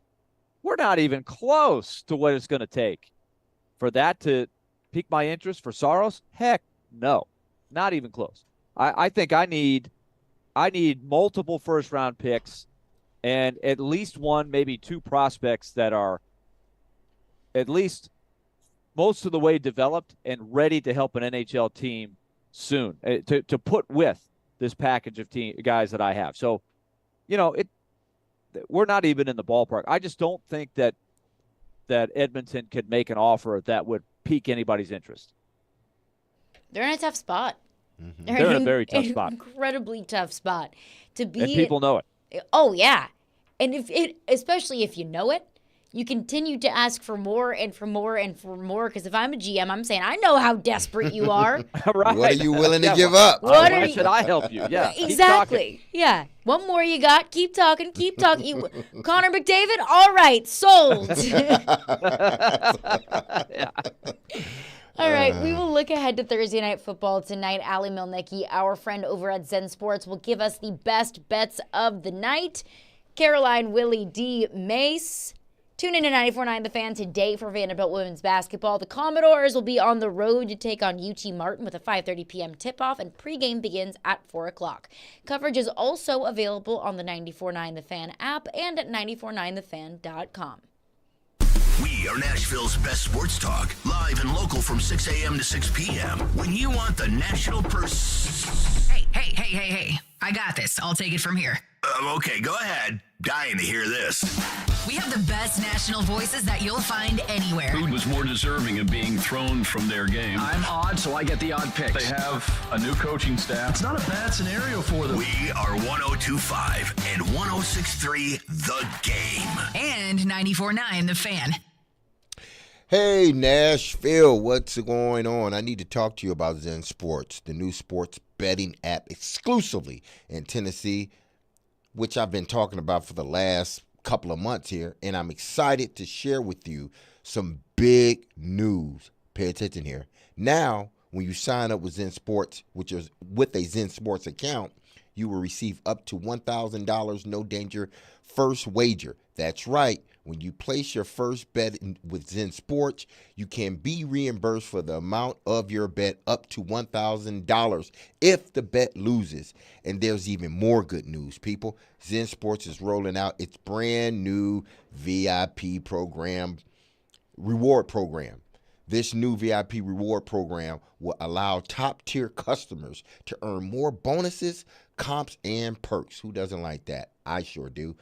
The VIP program is by invite only. So, if you feel that your Zen Sports play qualifies for the VIP consideration, please check out the program details and apply at zensports.com/VIP. No other sportbook will offer you a premium sports betting experience with 24/7 top-tier customer support and faster withdrawals like Zen Sports. So, what are you waiting for?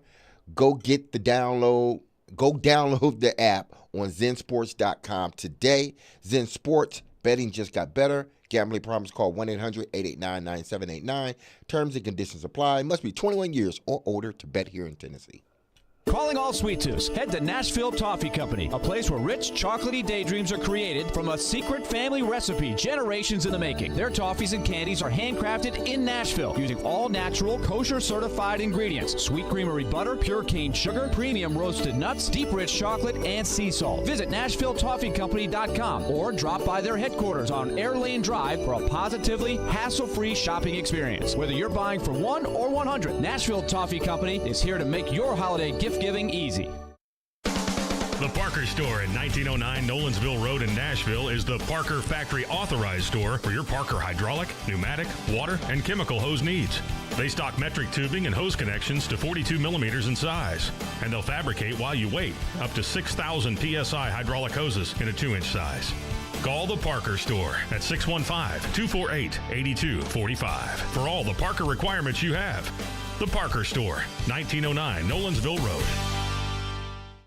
Willy Donick here for Pella Windows and Doors of Nashville. The official brand perception report for doors and windows is in. Pella Windows and Doors are the leading brand among all others. A few reasons why. Pella is regarded as the highest quality, the most innovative, and the installers with Pella of Nashville lead the way for attention to detail. That's why Pella Windows and Doors of Nashville is one of Pella's top locations in the country. For new doors or windows, I suggest you choose the experts at Pella Windows and Doors of Nashville. Go to PellaNashville.com.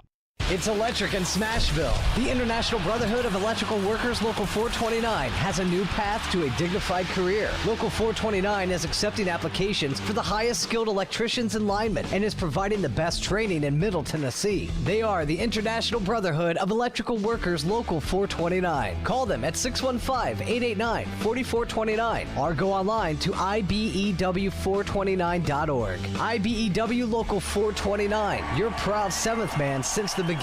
Go Preds! Houston Clinic Orthopedics wants to thank their patients for voting them the #1 orthopedic practice in the Nashville Scene Poll for 3 years in a row. Their physicians specialize in spine, joint replacement, knee, hip, upper extremity, and other orthopedic conditions. At Houston Clinic Orthopedics, they adhere to all CDC guidelines for the patient's and staff safety. To experience world-class orthopedic care and see a list of all physicians, visit their website at tn.houston.com and book your appointment online today. Chris Brockman here from The Rich Eisen Show. And do you want even more excitement on game day? Yeah, you do. It's time to get on Prize Picks, the best way to win big on fantasy sports. Here's how it works. You pick 2 to 6 players. You choose more or less on their stats. If you get them right, you can win up to 25 times your cash. It's quick and it's easy to make your picks with fast and safe deposits and withdrawals. Prize Picks is the place to play. Prize Picks has awesome weekly promotions, and they're the only daily fantasy platform with an injury insurance policy, keeping you in the game even if one of your players goes down. Watch your entry update in real time and continue the fun by making picks on the second half and fourth quarter stats. And right now, when you go to prizepicks.com/primetime, use code PRIMETIME for a 100% deposit match. Prize Picks, daily fantasy sports made easy. Must be present in certain states. Visit prizepicks.com for more details. Sometimes it's good to be loud. This is the NFL. Especially when you're Jared Stillman. That's where we are. He's not afraid to say what's on his mind each and every day. That was embarrassing. I don't care if you're a rookie. That was embarrassing. Stillman and Company. Weekdays at 2 on 102.5 and 106.3 The Game and the Game Nashville app. This is Caroline, Willy, and D-Mase on 102.5 and 106.3 The Game and the Game Nashville app. Caroline, Willy, D-Mase, 102.5, 106.3 The Game. We've got a Thursday night football game tonight. And joining us now is Allie Milnicki, our friend over at Zen Sports, giving you the best bets of the weekend. Allie, my first question for you is how the heck can we get some better games on Thursday night football? Panthers, Bears. I was actually just going to ask you that. Surely one of us has enough say in the NFL front office. We could maybe get some juicy matchups. I mean, I'm calling this the first overall pick bowl. Panthers at the Bears. You know, the Bears get our favorite tonight, -3. Justin Fields is questionable, if not expected to not play. Who do you like here in this game? I think I'm just going to go with the safe play and go with the under. I think both these teams are going to struggle to score. Mm-hmm. Bryce Young hasn't been the prospect that the Panthers have wanted him to be. Bears obviously most likely won't have Justin Fields going tonight. I think this is going to be a big run game. Look at the Bears to go heavy on the ground. Same thing with the Panthers to rely on Sheba Hubbard. Bryce Young just hasn't looked the part, so I'm going to take the under. I wouldn't personally bet it because this is just a game I would stay away for, but it is football and it's on tonight, so I will be watching it. And I'm interested to hear your analysis of this, just Bryce Young, because yesterday we were kind of breaking down the rookie quarterbacks. Of course, now that Will Levis was named the starting quarterback in Nashville, is it fair to really evaluate Bryce Young on this Panthers team where his best pass-catching weapon is Adam Thielen? No, absolutely not. He doesn't have a true number one, and Thielen's been on the downside the past few seasons. Obviously, Minnesota was more than happy to let him go and draft Jordan Addison. I don't think we could give Bryce Young a fair shot just for his first year. I think there's too many in the media that tend to take it just a handful of games in these young quarterbacks' careers and say that defines them. However, I was more high on C.J. Stroud coming into the draft over Bryce Young. Especially in that that bowl game that they had last year against Georgia. I really thought he looked the part. And if you saw that Texans-Bucks game last week, that last few minutes were just phenomenal play. So C.J. Stroud, I think, is the best of the bunch so far, but it's still too early to tell. Yeah, it is. It is. Even though C.J. Stroud had a wonderful game, Allie, in watching the game, he had a lot of missed throws. So his day could have even been better had he not missed those throws. But we're talking with Allie Milnicki, Zen Sports. Baltimore and Cleveland. This may turn out to be a slugfest because both defenses are top 1 and 2 in the National Football League, or 1 and 3, somewhere around there. But Cleveland is +6. Would you take the +6 in this game? I would take the +6, and Cleveland did lose to Baltimore earlier in the season. I think that there's a little bit of a revenge factor. These are two division rivals that always play hard at each other. This is another one I would probably tend to look at the under because, like you said, these are two top defenses in the league. I know that Baltimore just blew out Seattle last week, who has another top 10 defense. But I think when these two rivalries come together, it's fireworks, but I think it's going to be fireworks on the defensive side. Now, this weekend also, Jonathan Taylor, under over 70.5. Would you take the under in this game versus Indianapolis is in Germany? Not Indianapolis. The Patriots is in Germany. So the time difference, I don't know if this run game could get going against New England, but would you take the over or under with the 70 yards? I would probably take the under in this one. I tend to lean, as probably all your listeners here, I tend to lean under when it comes to these overseas games. Obviously, the under hit last week in the Frankfurt game with the Chiefs and the Dolphins. The time difference is a big factor in this.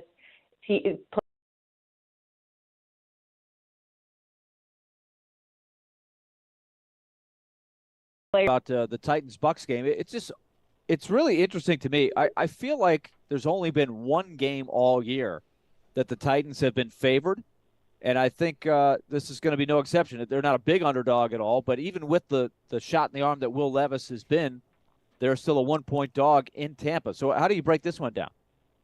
I love Tennessee in this situation, especially coming the rest. They played the Thursday night game a few weeks ago. So I think that they're plenty rested. I don't really trust Tampa Bay and Baker Mayfield. I'm all over Tennessee this week, and it's actually one of my top plays. Oh, very interesting. And it's a critical game for them to try to stay in the race. D-Mase asked you about one I was interested in with the Browns. So I'll ask you the obligatory Giants question. But how are you feeling?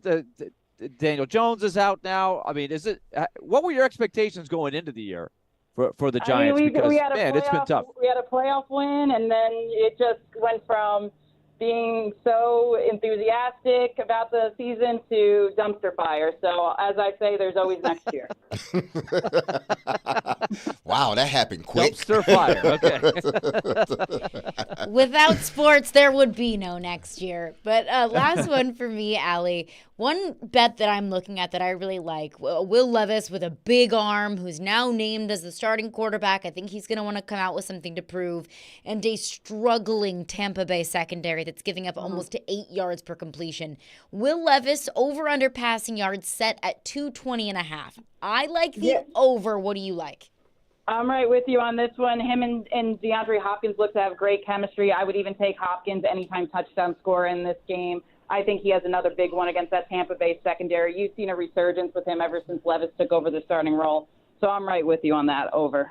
Okay, quickly, another one. Calvin Ridley, over under 53.5 against San Fran. San Fran has struggled in the last 2 or 3 games. So you going with the over or under on Calvin Ridley? I'm going with the under. They did make a big splash at the deadline, getting Chase Young from the Washington Commanders. I think that front seven is going to put a lot of pressure on Trevor Lawrence. He's going to have to get rid of the ball quickly. They're probably going to have to try to rely more on the run game. So I'm going under for Calvin Ridley. Allie, we appreciate you as always. We'll chat next week. Thanks for your insight. Great. Thanks, guys. All right, Allie Milnicki of Zen Sports. She is the absolute best. Okay, Willie, before you joined, I told D-Mase, I said, this is a game that the Titans should win.